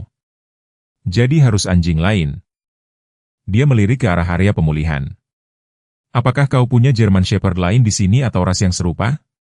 Bahkan jika aku punya, pencocokan silang golongan darah pada anjing itu rumit dan tanpa pengujian yang tepat. Tunggu, Rick menyela, ekspresi aneh terpancar di wajahnya. Kau bilang Justus berumur 5 tahun, kan? Hakim Wilson, yang telah sedikit menenangkan diri, mendongak dengan bingung. Ya, kenapa? Rick tidak menjawab secara langsung. Sebaliknya, dia mengeluarkan teleponnya dan menggulirnya dengan tergesa-gesa, akhirnya berhenti pada gambar yang membuat wajahnya pucat. Ini akan terdengar gila, katanya perlahan, tapi aku rasa Justus mungkin anjingku. Apa? Hakim Wilson dan Dr. Matthews berbicara serempak, sama-sama tidak percaya. Bukan sekarang, jelasnya, Rick menjelaskan dengan tergesa-gesa, tapi sebelumnya. Aku punya anak anjing German Shepherd sekitar 5 tahun lalu ketika aku masih bertugas, setelah aku kehilangan lencana. Aku tidak mampu memeliharanya, aku harus menyerahkannya untuk diadopsi. Dia memutar telepon ke arah mereka, menampilkan foto anak anjing German Shepherd dengan tanda khas di sekitar mata dan moncongnya, tanda yang identik dengan Justus. Hakim Wilson menatap gambar itu, lalu pada Rick, ekspresinya tidak terbaca. Catherine menemukan Justus di tempat penampungan di Riverdale, katanya perlahan. Mereka mengatakan kepadanya bahwa dia telah diserahkan oleh pemilik yang tidak bisa lagi merawatnya. Di sanalah aku membawanya, Rick menegaskan, suaranya parau karena emosi. Aku menamainya Sergeant. Dia melihat ke arah area pemulihan. Aku tidak pernah menyangka akan melihatnya lagi. Dr. Matthews, yang selalu praktis, memotong wahyu emosional itu. Jika kau benar, ini mungkin benar-benar membantu kita. Anjing dari satu kelahiran seringkali memiliki golongan darah yang cocok. Apakah kau tahu sesuatu tentang saudara Justus? Rick mengangguk, masih memproses kebetulan yang luar biasa itu. Saudaranya tinggal dengan mantan rekanku sekitar 20 menit dari sini. Kami mendapatkannya dari kelahiran yang sama. Hubungi rekanmu, Dr. Matthews menginstruksikan, tiba-tiba bersemangat. Jika anjing itu sehat dan tersedia, kita mungkin benar-benar memiliki kesempatan. Saat Rick melangkah keluar untuk menelepon, Dr. Matthews menoleh ke Hakim Wilson. Aku tidak ingin membuatmu terlalu berharap, dia memperingatkan. Bahkan jika ini berhasil, Justus sangat lemah. Hakim Wilson mengangguk, melirik putrinya yang sedang tidur. Tapi ini kesempatan lebih dari yang kita miliki 5 menit yang lalu. Haruskah aku membangunkan Emily sekarang untuk mengucapkan selamat tinggal, untuk berjaga-jaga? Hakim Wilson mempertimbangkan pertanyaan itu dengan hati-hati. Tidak, dia memutuskan. Biarkan dia tidur. Biarkan kenangan terakhirnya tentang Justus menjadi kenangan yang bahagia jika hanya itu yang dia dapatkan. Rick mondar-mandir saat dia menunggu mantan rekannya menjawab. Udara malam terasa dingin di wajahnya, kelegaan yang disambut baik dari suasana yang penuh emosi di dalam klinik. Pikirannya berputar-putar dari implikasi penemuannya. Jika Justus memang Sergeant, maka anjing yang telah dia lukai dengan ceroboh dulunya adalah teman kesayangannya sendiri, anak anjing yang telah dia latih dan cintai sebelum keadaan memaksa mereka berpisah. Telepon terhubung dan suara grogi menjawab, Williams di sini. Ini pasti penting pada jam ini. Dalton, Tom, ini darurat, kata Rick tanpa basa-basi. Aku perlu meminjam Major, anjingku. Untuk apa? Pukul 1 pagi, transfusi darah untuk saudaranya. Tempat penampungan mengatakan mereka diadopsi secara terpisah, ingat? Ya, aku menemukan Sergeant, hanya saja sekarang dia dipanggil Justus dan dia sekarat karena aku melakukan sesuatu yang bodoh. Tolong, Tom, aku tahu kita tidak banyak bicara sejak semuanya terjadi, tapi ini benar-benar masalah hidup dan mati. Ada jeda di saluran telepon, lalu desahan berat. Kau memang selalu memiliki keadaan darurat yang paling aneh. Dalton, berikan aku alamatnya, aku akan sampai di sana dalam 20 menit. Rick lemas karena lega. Klinik hewan Maplewood di Elm, dan Tom, terima kasih. Ketika Rick memasuki kembali klinik, dia menemukan Hakim Wilson berdiri di ambang pintu ruang pemulihan, menyaksikan napas Justus yang berat melalui jendela observasi. Tubuh German Shepherd yang kuat itu tampak mengecil di atas tempat tidur hewan berwarna putih, berbagai tabung dan monitor terpasang pada tubuhnya yang masih diam. Rekanku datang dengan Major, saudara Sergeant, kata Rick pelan. Dia akan sampai di sini dalam 20 menit. Hakim Wilson mengangguk tanpa menoleh. Dia benar-benar milikmu, dulu. Kau yakin? Tandanya identik, segitiga putih itu di bawah dagunya, cara telinga kirinya sedikit melengkung di ujungnya. Itu dia. Aku akan mempertaruhkan nyawaku untuk itu. Kenapa kau menyerahkannya? Rick menelan ludah. Setelah aku kehilangan pekerjaanku, aku tidak mampu lagi membayar apartemenku, harus pindah ke tempat yang tidak mengizinkan hewan peliharaan. Aku mencoba segalanya untuk mempertahankannya, tetapi pada akhirnya aku harus membuat keputusan tersulit dalam hidupku. Suaranya sedikit pecah. Aku pikir aku melakukan hal yang benar, membawanya ke tempat penampungan tanpa pembunuhan di mana dia akan menemukan rumah yang lebih baik. Dia memang menemukannya, kata Hakim Wilson lembut, akhirnya berbalik menghadap Rick, bersama kami. Kedua pria itu saling memandang, musuh yang diubah oleh keadaan menjadi sekutu yang tidak mungkin, sekarang terikat oleh hubungan yang sama dengan anjing yang sekarat di ruang tunggu. Emily bergerak dalam tidurnya, menggumamkan nama Justus, seolah mimpinya entah bagaimana memperingatkannya tentang krisis yang terjadi di luar kesadarannya. Dari posisinya di stasiun pemantauan, J berteriak tiba-tiba, Dr. Matthews, tanda-tanda vitalnya menurun lagi. Dr. Matthews bergegas masuk dari ruangan yang berdekatan tempat dia bersiap untuk kemungkinan transfusi. Kita akan kehilangannya, katanya dengan muram, bergerak cepat ke sisi Justus. Aku rasa kita tidak bisa menunggu anjing donor. Suara Emily memotong ketegangan yang meningkat. Justus, dia memanggil. Tiba-tiba, sadar bahwa ada sesuatu yang sangat salah, dia merangkak turun dari sofa, berlari menuju ruang pemulihan. Sebelum Hakim Wilson dapat mencegatnya, monitor yang menampilkan detak jantung Justus mengeluarkan bunyi bip yang panjang saat garisnya mendatar. Tidak, teriak Emily, menekan wajahnya ke jendela observasi. Justus, bangun. Kau berjanji untuk tetap bersamaku. Ibu bilang kau akan tetap tinggal. Dr. Matthews bekerja dengan panik di atas tubuh German Shepherd yang masih diam, memberikan obat-obatan darurat dan pijat jantung. Hakim Wilson memeluk Emily, air matanya sendiri bercampur dengan air matanya saat mereka menyaksikan upaya putus asa untuk menghidupkan kembali Justus. Rick berdiri membeku di lorong, beban penuh dari tindakannya menimpanya. Anjing yang telah dia tendang dengan ceroboh karena keangkuhan sesaat dulunya adalah teman kesayangannya sendiri dan sekarang menjadi jalur hidup emosional bagi seorang anak yang telah kehilangan terlalu banyak. Pada saat itu, dia akan memberikan apapun, darahnya sendiri, hidupnya sendiri, untuk membatalkan kerusakan yang telah dia sebabkan. Garis datar pada monitor terus berlanjut tanpa henti, tidak terputus. Garis datar pada monitor jantung terus berlanjut dalam perjalanannya yang tanpa henti melintasi layar. Bunyi bip monoton yang menyertainya bergema di seluruh ruang pemulihan dengan kepastian yang mengerikan. Dr. Matthews melanjutkan kompresi dada pada tubuh Justus yang masih diam, sikap profesionalnya retak di bawah beban isak tangis Emily yang memilukan. Jane berdiri dengan jarum suntik epinefrin, memberikannya pada interval waktu yang tepat sesuai dengan protokol darurat, ekspresinya suram tetapi bertekad. Ayo, Justus, gumam Dr. Matthews, lengannya lelah, tetapi tekadnya tidak goyah. Jangan lakukan ini padanya, berjuanglah. Hakim Wilson memeluk Emily erat-erat ke dadanya, mencoba melindunginya dari menyaksikan kengerian penuh dari kematian Justus yang tampak jelas. Tetapi anak itu berjuang melawan penahannya, bertekad untuk mencapai temannya. Kesedihannya bersifat naluriah, tidak dibatasi oleh batasan sosial yang sering meredam ekspresi kehilangan orang dewasa. Dia meratap dengan kesedihan murni dan menghancurkan yang hanya dapat dimanifestasikan oleh anak-anak, jujur, mentah, dan tak tertahankan untuk disaksikan. Tolong, Justus, teriaknya, tolong jangan tinggalkan aku, seperti yang ibu lakukan.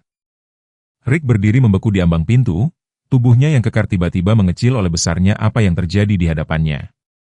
Bagian luar yang tangguh yang telah dia kembangkan selama 3 tahun kepahitan hancur total saat dia menyaksikan hati seorang anak hancur karena seekor anjing yang pernah dia cintai, lalu ditinggalkan, dan akhirnya dilukai dengan kekejaman biasa. Sifat melingkar dari hubungannya dengan Justice tampak baginya sekarang seperti hukuman ilahi, pelajaran kosmik tentang konsekuensi yang disampaikan dengan presisi yang menghancurkan. Tidak ada denyut nadi, Jen melaporkan dengan tenang, jari-jarinya menekan leher Justice. Itu 20 menit upaya resusitasi. Dr. Matius menghentikan kompresinya, memeriksa arlojinya dengan ketidakpedulian klinis yang terkadang berfungsi sebagai satu-satunya perisai terhadap emosi yang luar biasa dalam profesi medis. Bahunya sedikit merosot, satu-satunya indikasi eksternal dari kekalahan internalnya.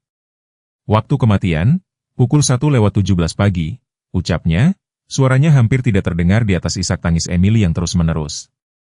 Tidak.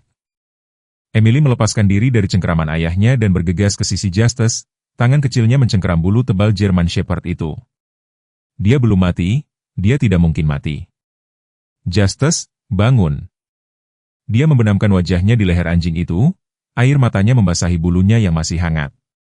Hakim Wilson mendekat perlahan, kesedihannya sendiri tampak jelas dalam garis-garis dalam yang terukir di sekitar matanya dan gemetar di tangannya yang biasanya stabil. Dia meletakkan telapak tangan dengan lembut di bahu Emily tetapi tidak berusaha untuk menariknya dari Justice. Terkadang dia tahu anak-anak membutuhkan kontak fisik dengan almarhum untuk memproses realitas kematian. Pelajaran yang telah dia pelajari selama pemakaman Catherine, ketika Emily bersikeras untuk menyentuh tangan dingin ibunya untuk terakhir kalinya. Aku sangat menyesal, sayang, bisiknya, kefasihan hukumnya gagal dia dalam tragedi yang paling pribadi ini. Justice berjuang begitu keras. Dia berjanji untuk tetap bersamaku, Emily terisak, kata-katanya teredam di bulu Justice. Ibu bilang dia akan melindungiku selamanya. Dia melindungimu dengan sepenuh hatinya, Hakim Wilson meyakinkannya, berlutut di samping meja pemeriksaan agar sejajar dengan putrinya, dan dia sangat mencintaimu.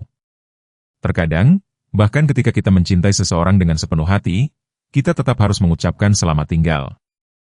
Kata-kata itu adalah gema yang sangat akrab dari apa yang dia katakan kepada Emily 3 tahun sebelumnya ketika menjelaskan mengapa ibunya tidak akan pulang dari rumah sakit.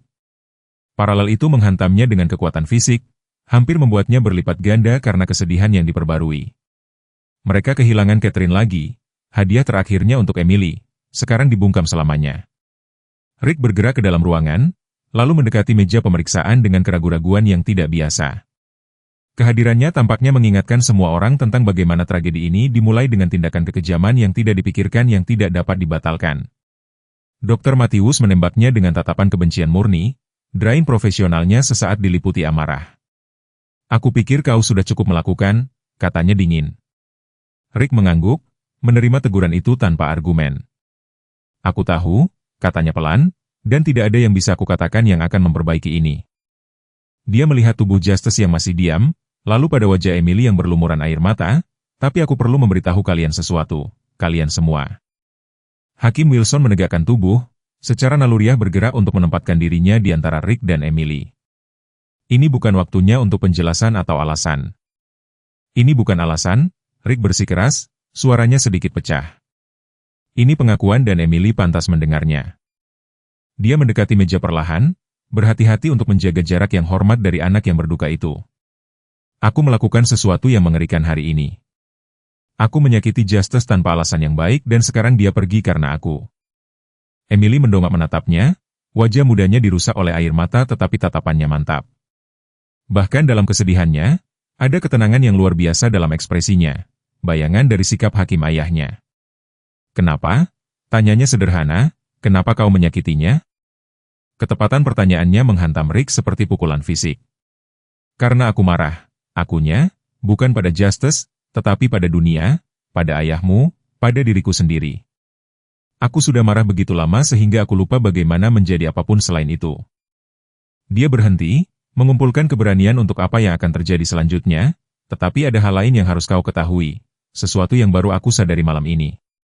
Dari lorong, keributan menyela momen itu, suara pintu depan klinik terbuka, diikuti oleh langkah kaki tergesa-gesa dan rengekan anjing yang bersemangat.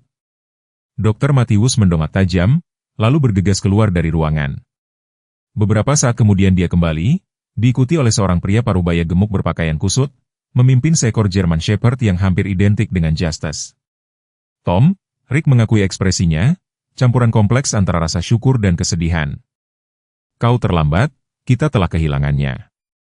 Mantan petugas Tom Williams mengamati pemandangan itu dengan pengamatan terlatih seorang polisi. Garis datar pada monitor, anak yang berduka, ketegangan antara mantan rekannya dan Hakim Wilson, German Shepherd di sampingnya, tegang pada tali, merengek dengan urgensi yang meningkat. Major, duduk, perintah Tom. Tetapi untuk sekali ini anjing itu mengabaikan arahan itu, menarik ke arah meja pemeriksaan dengan fokus tunggal. Ketika Tom akhirnya melepaskan talinya, Major melompat langsung ke sisi Justice, mengendus-endus dengan panik pada tubuhnya yang masih diam, lalu mengeluarkan suara rengekan bernada tinggi yang tampaknya mengekspresikan kedalaman kesusahan anjing yang tidak pernah mereka saksikan. Mereka selalu memiliki hubungan, kata Tom pelan kepada Rick. Bahkan sebagai anak anjing, seolah-olah mereka bisa merasakan emosi satu sama lain entah bagaimana. Emily menyaksikan Major dengan mata lebar yang dipenuhi air mata. Siapa anjing ini? Tanyanya, mengulurkan tangan ragu-ragu untuk menyentuh kepala Major. Rick berlutut di sampingnya, berhati-hati untuk menjaga jarak yang hormat. Ini Major, dia saudara Justice. Dia ragu-ragu, lalu melanjutkan suaranya parau karena emosi. Emily, sebelum Justice datang untuk tinggal bersama kau dan ayahmu, dia adalah anjingku, namanya adalah Sergeant. Major dan Sergeant berasal dari kelahiran yang sama, dan aku mendapatkan mereka berdua ketika mereka masih anak anjing kecil. Ketika aku kehilangan pekerjaanku sebagai petugas polisi, aku tidak bisa lagi memelihara Sergeant. Aku harus menyerahkannya untuk diadopsi dan saat itulah ibumu menemukannya di tempat penampungan. Emily menatap Rick, memproses wahyu ini dengan logika lugas seorang anak. Jadi kau menendang anjingmu sendiri. Hari ini kau bahkan tidak mengenalinya. Penilaian belak-belakan itu membuat Rick tersentak. Sudah 3 tahun dan aku tidak benar-benar melihatnya, hanya melihat seekor anjing yang mengingatkanku pada semua yang telah hilang dariku. Aku tidak mengenalinya sampai aku melihat fotonya lagi malam ini. Suaranya tercekat. Jika aku tahu itu Sergeant Justice, aku tidak akan pernah. Dia berhenti, tidak dapat menyelesaikan pemikirannya. Major terus menyentuh Justice, menjilati wajahnya dan menepuk-nepuk sisinya dengan lembut.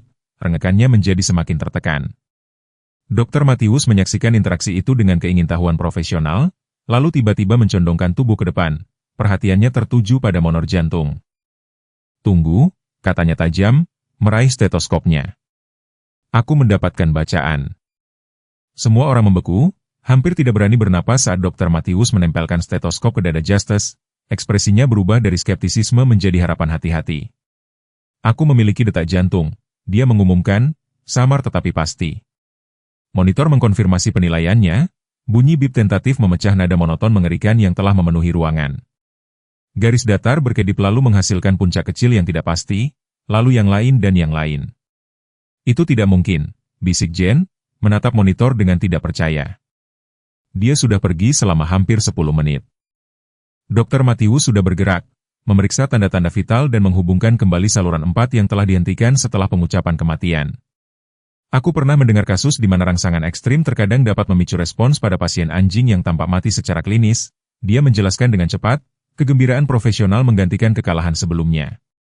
Kehadiran Major mungkin telah memberikan rangsangan itu, aroma yang familiar, pola vokalisasi yang memicu respons neurologis. Emily menggenggam tangan ayahnya, harapan berperang dengan ketakutan di wajah kecilnya. Apakah Justice akan kembali? Hakim Wilson, sama-sama terpana dengan pergantian peristiwa itu, hanya bisa menggelengkan kepalanya dengan takjub. Sepertinya dia mungkin sedang mencoba, sayang. Rick berdiri tak bergerak, menyaksikan saat Dr. Matthews bekerja dengan urgensi yang diperbarui di atas tubuh Justice. Tom melangkah di sampingnya, meletakkan tangan mendukung di bahu mantan rekannya. Kau tahu apa yang mereka katakan tentang kedua anak anjing itu di akademi? Katanya pelan. 2 hati, 1 jiwa. Kita belum keluar dari hutan, Dr. Matthews memperingatkan, memberikan obat-obatan dengan defisiensi latihan. Kondisinya masih sangat kritis, tetapi kita memiliki denyut nadi dan di mana ada denyut nadi ada kemungkinan. Major tetap menempel di sisi Justice, seolah-olah secara fisik memberikan kekuatan ke tubuh saudaranya. Sinkronisitas aneh antara kedua anjing itu adalah sesuatu di luar penjelasan dokter hewan, hubungan yang melampaui pemahaman klinis. Rick mengamati persekutuan diam-diam antara hewan-hewan itu dan sesuatu pecah di dalam dirinya, tembok terakhir dari kemarahan defensif yang telah menopangnya selama 3 tahun kebencian dan penyesalan yang pahit. Dia berbalik dengan tiba-tiba, bergerak menuju pintu dengan langkah yang tidak stabil. "Kau mau kemana, Hakim?" Wilson bertanya, mengejutkan dirinya sendiri dengan pertanyaan itu. Rick berhenti di ambang pintu, bahunya yang lebar membungkuk karena beban emosi. "Aku butuh udara," dia berhasil, suaranya hampir tidak terdengar. "Aku tidak bisa." Dia memberi isyarat tak berdaya ke arah Justus. "Aku melakukan semua ini, semuanya." Tanpa menunggu tanggapan, dia mendorong melewati pintu dan menyusuri lorong, melewati ruang tunggu yang kosong dan ke tempat parkir yang gelap di luar. Di sana sendirian, di bawah ketidakpedulian luas dari langit yang dipenuhi bintang, Rick Rusher Dalton, mantan petugas polisi, pengendara motor, pemimpin geng, pria terkuat yang memproklamirkan diri di 3 wilayah, akhirnya menyerah pada kesedihan dan penyesalan yang telah dia tekan selama bertahun-tahun, menangis secara terbuka untuk anjing yang telah dia tinggalkan, karir yang telah dia hancurkan dan pria yang gagal dia menjadi. Matahari pagi menyinari panjang berkas keemasan melalui jendela klinik hewan Maplewood, menerangi mus debu yang melayang dengan malas di udara. Hakim Wilson duduk di kursi plastik yang tidak nyaman di samping kandang pemulihan Justus, setelahnya yang biasanya rapi kusut karena malam yang dihabiskan dalam kewaspadaan. Emily akhirnya menyerah pada kelelahan sekitar pukul 3 pagi, meringkuk di tempat tidur sementara dari selimut di samping ayahnya. Dr. Matthews telah memantau Justus sepanjang malam. Kegembiraan profesionalnya pada rally tak terduga meredam oleh realisme medis yang hati-hati. Kondisi German Shepherd tetap genting, tetapi monitor jantung sekarang menunjukkan detak jantung yang stabil meskipun agak lemah.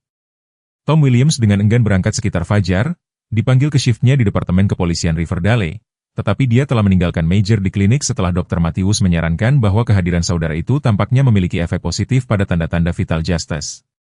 Kedua penggembala Jerman itu sekarang menempati kandang yang berdekatan. Mayor, sesekali merengek pelan ketika napas Justus menjadi berat.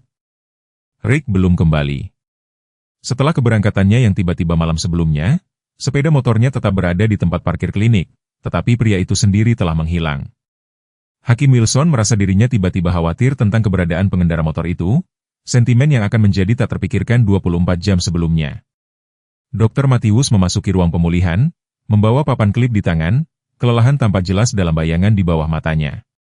"Aku telah meninjau catatan medis Justus," katanya pelan, memperhatikan bentuk tidur Emily. "Aku melihat sesuatu yang tidak biasa yang menurutku harus kau lihat." Dia menyerahkan Hakim Wilson beberapa halaman dokumen yang menunjuk ke bagian tertentu. Ini adalah formulir penerimaan dari tempat penampungan hewan Riverdale ketika J, sebagai sergean, diserahkan. Lihat informasi pemiliknya. Hakim Wilson mengerutkan kening, mempelajari formulir itu. Namanya disunting. "Itu tidak biasa, bukan, Sarah?" Dr. Matthews setuju. "Catatan tempat penampungan biasanya lengkap untuk tujuan pelacakan. Aku menelepon direktur pagi ini untuk menanyakan tentang anomali itu." Dia ragu-ragu. "Robert, anjing itu diserahkan oleh Rick Dalton, seperti yang dia klaim, tetapi direktur tempat penampungan ingat kasus itu secara khusus karena apa yang terjadi setelah itu, yaitu 2 hari setelah Sersan diserahkan, seorang wanita datang mencari secara khusus untuk German Shepherd. Direktur mengatakan dia cukup jelas bahwa dia membutuhkan anjing dengan latar belakang pelatihan polisi, sesuatu tentang hadiah untuk putrinya ketika dia memilih Sersan. Tempat penampungan menghubungi Dalton sebagai sopan santun, karena dia telah meminta pembaruan tentang penempatan anjing itu. Kerutan Hakim Wilson semakin dalam. "Aku tidak mengerti." Catherine tidak pernah menyebutkan menghubungi pemilik sebelumnya. Menurut direktur tempat penampungan, dia melakukan lebih dari sekadar menghubunginya. Dia bertemu dengannya. Dr. Matthews merendahkan suaranya lebih jauh. "Robert, direktur mengatakan bahwa wanita yang pasti Catherine secara khusus meminta agar dokumen penyerahan dianonimkan setelah dia berbicara dengan Dalton. Dia tidak ingin suaminya tahu siapa pemilik sebelumnya. Implikasi menggantung di udara di antara mereka. Mengapa Catherine dengan sengaja menyembunyikan asal-usul Justus dari suaminya?" Pikiran hukum Hakim Wilson berpacu melalui kemungkinan penjelasan, tidak satupun dari mereka yang sepenuhnya memuaskan. "Ada lebih banyak lagi," lanjut Dr. Matthews. "Aku mengambil kebebasan untuk menjalankan tes konfirmasi DNA semalam menggunakan sampel dari Justus dan Major. Apakah hasilnya dikonfirmasi? Mereka berasal dari kelahiran yang sama. Tapi ada temuan tak terduga dalam profil genetik Justus." Dia menarik napas dalam-dalam. Tes tersebut menandai penanda genetik langka yang ada dalam kondisi keturunan tertentu. Aku mereferensikannya dengan riwayat kesehatan keluargamu. Formulir dari pemeriksaan pertama Justice. Kepala Hakim Wilson terangkat. Apa yang kau katakan, Sarah? Penanda yang sama muncul dalam catatan medis Emily, yang kau berikan ketika kita membahas sertifikasi anjing terapi potensial untuk Justice. Dr. Matthews menatap langsung ke arahnya. Ini sangat jarang, Robert. Kemungkinan statistik kemunculannya secara acak pada Emily dan Justice hampir nol. Itu tidak mungkin. Hakim Wilson berbisik, melirik putrinya yang sedang tidur. Anda menyarankan ada semacam hubungan genetik antara putri saya dan anjing ini? Bukan anjingnya secara spesifik, Dr. Matthews mengklarifikasi, tetapi potensial antara Emily dan Rick Dalton. Penanda itu mengikuti pola pewarisan patrilineal. Hakim Wilson merasa seolah lantai di bawahnya menghilang. Ruangan klinis itu terasa berputar. Implikasinya mengalir deras dalam pikirannya seperti domino yang berjatuhan secara berurutan. Itu tidak mungkin, ulangnya, tetapi dengan keyakinan yang berkurang. Catherine pasti akan memberitahu saya jika dia memiliki hubungan sebelumnya dengan Dalton. Benarkah? Dr. Matthews bertanya dengan lembut, jika itu sesuatu dari sebelum hubungan Anda, sesuatu yang dia anggap masa lalu dan tidak relevan? Sebelum Hakim Wilson dapat menjawab, bel pintu depan klinik berdering. Sesaat kemudian, Rick muncul di ambang pintu ruang pemulihan. Dia jelas belum tidur. Wajahnya tampak lesu, matanya merah. Di tangannya, dia menggenggam dompet kulit usang. Bagaimana keadaannya? Rick bertanya dengan suara serak, tetapi stabil untuk saat ini. Kehadiran Major tampaknya membantu, jawab Dr. Matthews. Rick mengangguk, pandangannya beralih dari Justice ke Emily yang sedang tidur, lalu akhirnya ke Hakim Wilson. Saya perlu menunjukkan sesuatu kepada Anda, katanya pelan, sesuatu yang seharusnya saya tunjukkan kepada Anda 3 tahun lalu ketika saya menyadari siapa Anda di ruang sidang itu. Dia mendekat perlahan, rasa hormat terlihat jelas dalam gerakannya yang hati-hati, dan mengulurkan dompet itu. Hakim Wilson menerimanya dengan ragu-ragu, menatap Rick dengan bingung. Buka, Rick menginstruksikan, di saku bagian dalam. Hakim Wilson menurut, menemukan foto kecil yang pudar terselip di belakang kartu kredit yang kedaluarsa. Foto itu menunjukkan Rick yang jauh lebih muda, dengan wajah bersih dan tersenyum, merangkul seorang wanita muda dengan fitur wajah yang familiar, wajah berbentuk hati, mata ekspresif, senyum lesung pipit. Catherine-nya, mungkin 20 tahun lebih muda, menatap Rick dengan kasih sayang yang tak salah lagi. Kami adalah kekasih di sekolah menengah, Rick menjelaskan dengan suara hampir tidak terdengar, dari kelas 11 sampai kelas 2 di perguruan tinggi. Kami bahkan sempat bertunangan sebelum dia pergi ke sekolah hukum di pantai timur. Dia menelan ludah. Saya tidak pernah tahu mengapa dia memutuskan hubungan begitu tiba-tiba. Saya hanya mendapat surat yang mengatakan dia perlu fokus pada masa depannya, bahwa kami menginginkan hal yang berbeda dalam hidup. Saya sangat terpukul. Hakim Wilson menatap foto itu, ingatan-ingatannya menyusun ulang diri mereka sendiri dalam benaknya seperti potongan-potongan puzzle, menemukan posisi baru. Dia bertemu Catherine selama tahun terakhirnya di sekolah hukum, ketika dia sudah fokus pada karirnya di bidang hukum lingkungan. Dia hanya menyebutkan hubungan sebelumnya secara sepintas, tidak pernah dengan nama atau detail spesifik. Dia tidak pernah bertanya lebih lanjut, menganggapnya tidak cukup signifikan untuk dibahas. Saya tidak menyadarinya, Rick melanjutkan, ketika saya menanggapi kecelakaannya, Catherine Wilson bukanlah nama yang saya kenali. Saya mengenalnya sebagai Catherine Dawson. Baru selama sidang pemecatan saya, ketika Anda menyebutkan bahwa mendiang istri Anda adalah seorang pengacara lingkungan, saya menyadari siapa yang telah dia nikahi. Suaranya tercekat saat itu. Rasanya tidak ada gunanya menyebutkan hubungan masa lalu kami. Apa gunanya? Hakim Wilson mendongak dari foto itu, pelatihan judisialnya membantunya menjaga ketenangan meskipun gempa emosional terjadi di dalam dirinya. Dan anjing itu, Justice, Sersan, kebetulanmu? Awalnya, Rick mengakui, saya tidak tahu bahwa Catherine yang mengadopsinya. Tempat penampungan menelepon untuk memberitahu saya bahwa keluarga yang baik telah menerimanya, tetapi mereka tidak memberikan nama. Baru tadi malam, ketika saya menyadari Justice sebenarnya adalah Sersan, saya mulai bertanya-tanya apakah itu disengaja oleh Catherine. Dr. Matthews, yang telah mendengarkan, berdeham pelan. Ada hal lain yang perlu kalian berdua ketahui, katanya hati-hati, menatap kedua pria itu bergantian. Saya menemukan penanda genetik yang menunjukkan. Dia ragu-ragu. Berdasarkan analisis DNA, tampaknya ada hubungan biologis antara Rick dan Emily. Wajah Rick kehilangan warna. Apa? Dari ranjang daruratnya di lantai, Emily bergerak, terbangun oleh meningkatnya ketegangan dalam suara orang dewasa di sekitarnya. Dia duduk, mengucek matanya, lalu segera melihat ke arah kandang Justus. Melihat dada German Shepherd itu naik turun dengan teratur, dia menghela napas lega. Dia masih hidup, bisiknya, lalu memperhatikan Rick berdiri di samping ayahnya. Kamu kembali. Rick mengangguk, tanpa tidak bisa berkata-kata. Saat dia menatap Emily dengan kesadaran baru, fitur-fitur anak itu, yang hampir tidak dia perhatikan sehari sebelumnya, sekarang tampak menyimpan gema wajah ibunya sendiri, dagu yang sama tegasnya, cara yang sama dalam memiringkan kepalanya saat mengajukan pertanyaan. Emily bergegas berdiri dan mendekati kandang Justus, menekan telapak tangannya yang kecil ke pintu kawat. Ekor German Shepherd itu berdebar lemah sebagai tanggapan, dan matanya, yang tetap tertutup sepanjang malam, perlahan terbuka. Dia menatap langsung ke arah Emily, lalu ke Rick, pengakuan terlihat jelas di matanya. Justus ingat kamu, Emily mengumumkan dengan kepastian seorang anak kecil. Dia tahu kamu adalah ayah pertamanya sebelum kamu menjadi sedih dan harus memberikannya. Pernyataan sederhana itu, disampaikan dengan keyakinan yang polos, menghantam Rick dengan kekuatan yang tak terduga. Bagaimana kamu tahu aku sedih? Tanyanya. Emily mengangkat bahu. Ibu memberitahuku. Dia bilang pemilik pertama Justus adalah orang baik yang sangat mencintainya, tetapi hidup menjadi sulit dan dia harus membuat pilihan yang sulit. Dia meraih melalui kawat kandang untuk membelai bulu Justus. Dia bilang kadang-kadang orang baik harus melakukan hal-hal sulit yang menyakitkan, tetapi itu tidak membuat mereka menjadi orang jahat. Hakim Wilson menatap putrinya, mendengar kebijaksanaan Catherine bergema dalam kata-kata anak itu. Ibumu memberitahumu itu tentang pemilik Justus sebelumnya? Emily mengangguk dengan sikap acuh tak acuh. Dia punya fotonya di kotak spesialnya, yang ada di lemarinya yang seharusnya tidak kubuka, tapi aku membukanya sekali ketika mencari parfumnya. Dia mendongak ke arah Rick.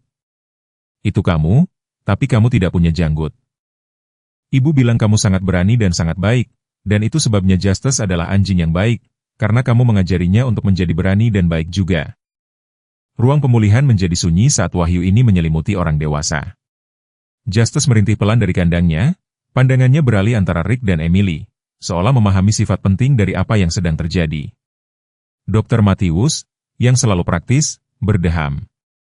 Emily, maukah kamu membantuku memberi Major sarapannya? Kurasa orang dewasa perlu membicarakan beberapa hal penting. Emily tampak skeptis. Apakah ini tentang hal-hal dewasa yang tidak boleh didengar anak-anak? Sesuatu seperti itu? Dr. Matthews mengkonfirmasi dengan senyum lembut. Oke, tapi aku ingin segera kembali ke Justus. Emily mengikuti dokter hewan ke kandang yang berdekatan di mana Major menyaksikan kejadian itu dengan minat yang waspada. Ditinggal sendirian, Hakim Wilson dan Rick saling memandang melintasi jurang pemahaman baru, implikasi masih terungkap di antara mereka seperti riak dari batu yang dilemparkan ke air yang tenang. Apakah mungkin? Hakim Wilson akhirnya bertanya dengan suara hampir tidak terdengar, bahwa Emily adalah aku tidak tahu. Rick menjawab dengan jujur. Catherine tidak pernah memberitahuku. Dia berhenti, sebuah ingatan yang lama terlupakan tiba-tiba muncul. Tunggu, ada surat setelah dia mengakhiri pertunangan kami. Aku sangat terluka sehingga aku tidak pernah membukanya. Kurasa aku masih menyimpannya di gudang. Justus merintih lagi dari kandangnya, kali ini lebih keras, seolah mendesak mereka menuju kebenaran yang telah lama terkubur. Matahari pagi menyinari berkas-berkas kemasan panjang melalui jendela klinik hewan Maplewood, menerangi debu yang melayang dengan malas di udara. Hakim Wilson duduk di kursi plastik yang tidak nyaman di samping kandang pemulihan Justus.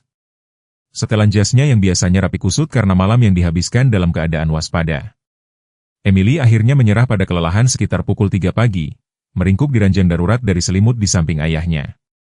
Dr. Matthews telah memantau Justus sepanjang malam, keheranan profesionalnya atas pemulihannya yang tak terduga diimbangi oleh realisme medis yang hati-hati. Kondisi German Shepherd itu tetap genting, tetapi monitor jantung sekarang menunjukkan detak jantung yang stabil dan agak lemah. Tom Williams dengan enggan berangkat sekitar fajar, dipanggil untuk tugasnya di Departemen Kepolisian Riverdale, tetapi dia meninggalkan Major di klinik setelah Dr. Matthews menyarankan kehadiran saudara itu tampaknya memiliki efek positif pada tanda-tanda vital Justus. Kedua German Shepherd itu sekarang menempati kandang yang berdekatan. Major kadang-kadang merintih pelan ketika pernapasan Justus menjadi berat.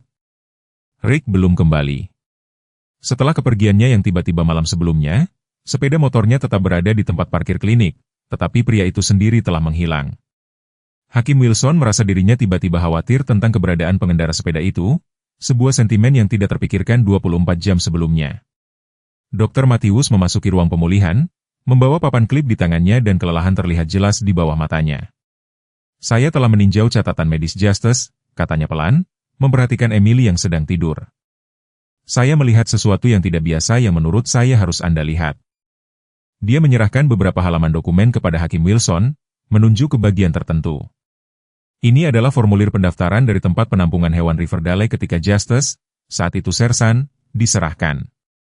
Lihat informasi pemiliknya.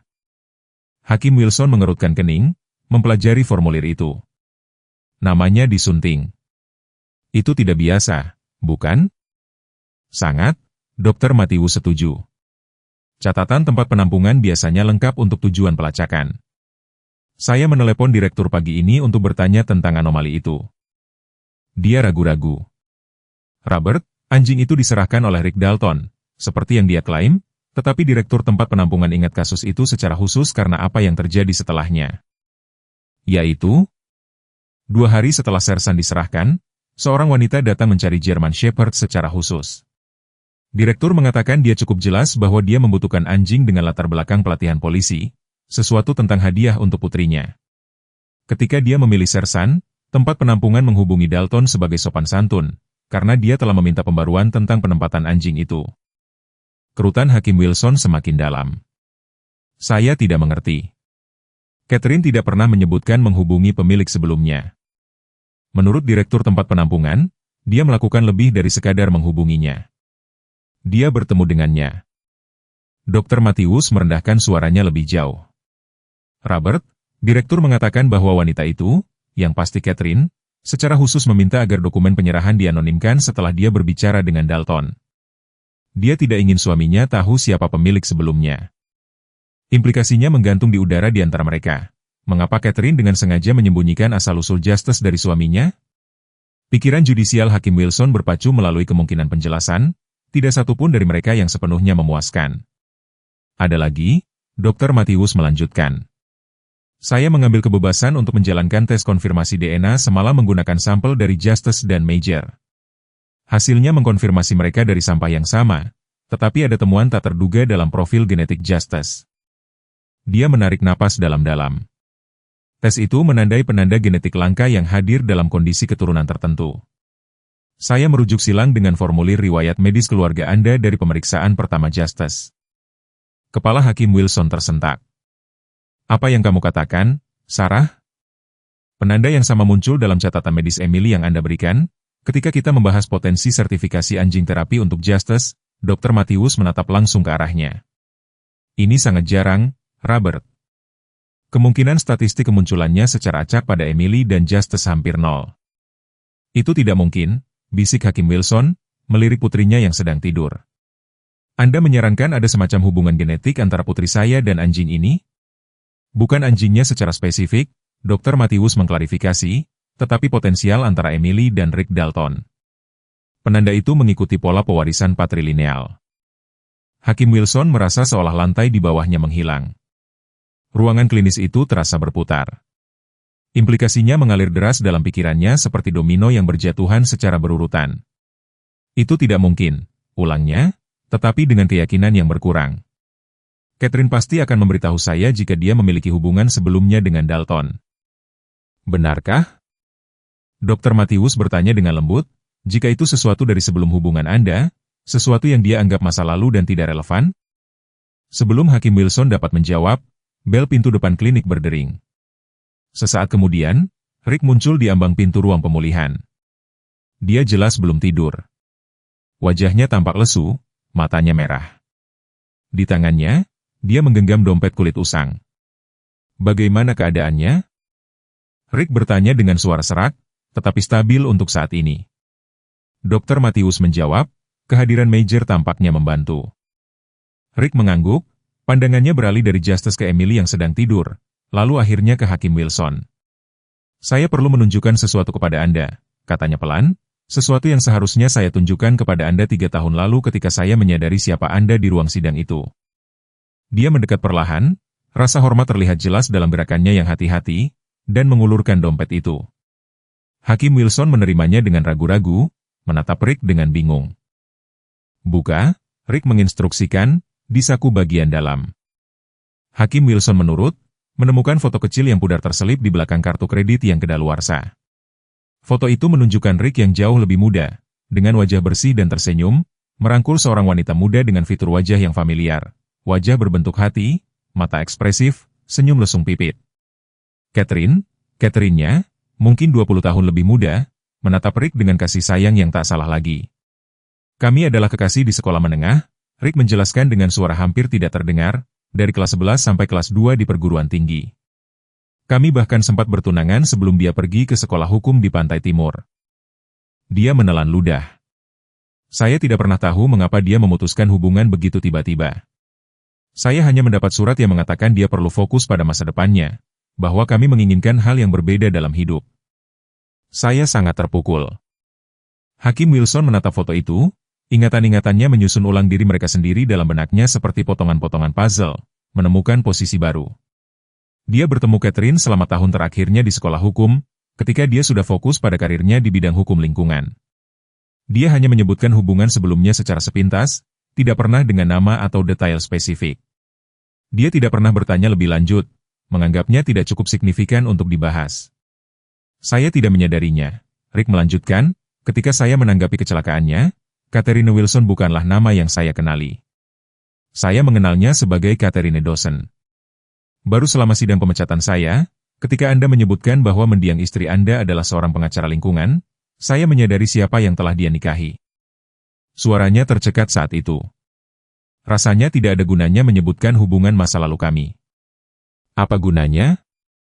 Hakim Wilson mendongak dari foto itu. Pelatihan judisialnya membantunya menjaga ketenangan meskipun gempa emosional terjadi di dalam dirinya. "Dan anjing itu, Justice, Sersan, kebetulanmu?" "Awalnya," Rick mengakui, "saya tidak tahu bahwa Catherine yang mengadopsinya. Tempat penampungan menelepon untuk memberitahu saya bahwa keluarga yang baik telah menerimanya, tetapi mereka tidak memberikan nama. Baru tadi malam, ketika saya menyadari Justice sebenarnya adalah Sersan, saya mulai bertanya-tanya apakah itu disengaja oleh Catherine." Dr. Matthews, yang telah mendengarkan, berdeham pelan. "Ada hal lain yang perlu kalian berdua ketahui," katanya hati-hati, menatap kedua pria itu bergantian. "Saya menemukan penanda genetik yang menunjukkan." Dia ragu-ragu. Berdasarkan analisis DNA, tampaknya ada hubungan biologis antara Rick dan Emily. Wajah Rick kehilangan warna. "Apa?" Dari ranjang daruratnya di lantai, Emily bergerak, terbangun oleh meningkatnya ketegangan dalam suara orang dewasa di sekitarnya. Dia duduk, mengucek matanya, lalu segera melihat ke arah kandang Justice. Melihat dada German Shepherd itu naik turun dengan teratur, dia menghela napas lega. "Dia masih hidup," bisiknya, lalu memperhatikan Rick berdiri di samping ayahnya. "Kamu kembali." Rick mengangguk, tanpa tidak bisa berkata-kata. Saat dia menatap Emily dengan kesadaran baru, fitur-fitur anak itu, yang hampir tidak dia perhatikan sehari sebelumnya, sekarang tampak menyimpan gema wajah ibunya sendiri, dagu yang sama tegasnya, cara yang sama dalam memiringkan kepalanya saat mengajukan pertanyaan. Emily bergegas berdiri dan mendekati kandang Justice, menekan telapak tangannya yang kecil ke pintu kawat. Ekor German Shepherd itu berdebar lemah sebagai tanggapan, dan matanya, yang tetap tertutup sepanjang malam, perlahan terbuka. Dia menatap langsung ke arah Emily, lalu ke Rick, pengakuan terlihat jelas di matanya. "Justice ingat kamu," Emily mengumumkan dengan kepastian seorang anak kecil. "Dia tahu kamu adalah ayah pertamanya sebelum kamu menjadi sedih dan harus memberikannya." Pernyataan sederhana itu, disampaikan dengan keyakinan yang polos, menghantam Rick dengan kekuatan yang tak terduga. "Bagaimana kamu tahu aku sedih?" tanyanya. Emily mengangkat bahu. "Ibu memberitahuku. Dia bilang pemilik pertama Justice adalah orang baik yang sangat mencintainya, tetapi hidup menjadi sulit dan dia harus membuat pilihan yang sulit. Dia meraih melalui kawat kandang untuk membelai bulu Justice. Dia bilang kadang-kadang orang baik harus melakukan hal-hal sulit yang menyakitkan, tetapi itu tidak membuat mereka menjadi orang jahat." Hakim Wilson menatap putrinya, mendengar kebijaksanaan Catherine bergema dalam kata-kata anak itu. Ibumu memberitahumu itu tentang pemilik Justice sebelumnya? Emily mengangguk dengan sikap acuh tak acuh. Dia punya fotonya di kotak spesialnya, yang ada di lemarinya yang seharusnya tidak kubuka. Tapi aku membukanya sekali ketika mencari parfumnya. Dia mendongak ke arah Rick. Itu kamu, tapi kamu tidak punya janggut. Ibu bilang kamu sangat berani dan sangat baik, dan itu sebabnya Justice adalah anjing yang baik, karena kamu mengajarinya untuk menjadi berani dan baik juga. Ruang pemulihan menjadi sunyi saat wahyu ini menyelimuti orang dewasa. Justice merintih pelan dari kandangnya, pandangannya beralih antara Rick dan Emily, seolah memahami sifat penting dari apa yang sedang terjadi. Dr. Matthews, yang selalu praktis, berdeham. Emily, maukah kamu membantuku memberi Major sarapannya? Kurasa orang dewasa perlu membicarakan beberapa hal penting. Emily tampak skeptis. Apakah ini tentang hal-hal dewasa yang tidak boleh didengar anak-anak? Sesuatu seperti itu? Dr. Matthews mengkonfirmasi dengan senyum lembut. Oke, tapi aku ingin segera kembali ke Justice. Emily mengikuti dokter hewan ke kandang yang berdekatan di mana Major menyaksikan kejadian itu dengan minat yang waspada. Ditinggal sendirian, Hakim Wilson dan Rick saling memandang melintasi jurang pemahaman baru, implikasi masih terungkap di antara mereka seperti riak dari batu yang dilemparkan ke air yang tenang. Apakah mungkin? Hakim Wilson akhirnya bertanya dengan suara hampir tidak terdengar, bahwa Emily adalah aku tidak tahu. Rick menjawab dengan jujur. Catherine tidak pernah memberitahuku. Dia berhenti, sebuah ingatan yang lama terlupakan tiba-tiba muncul. Tunggu, ada surat setelah dia mengakhiri pertunangan kami. Aku sangat terluka sehingga aku tidak pernah membukanya. Kurasa aku masih menyimpannya di gudang. Justice merintih lagi dari kandangnya, kali ini lebih keras, seolah mendesak mereka menuju kebenaran yang telah lama terkubur.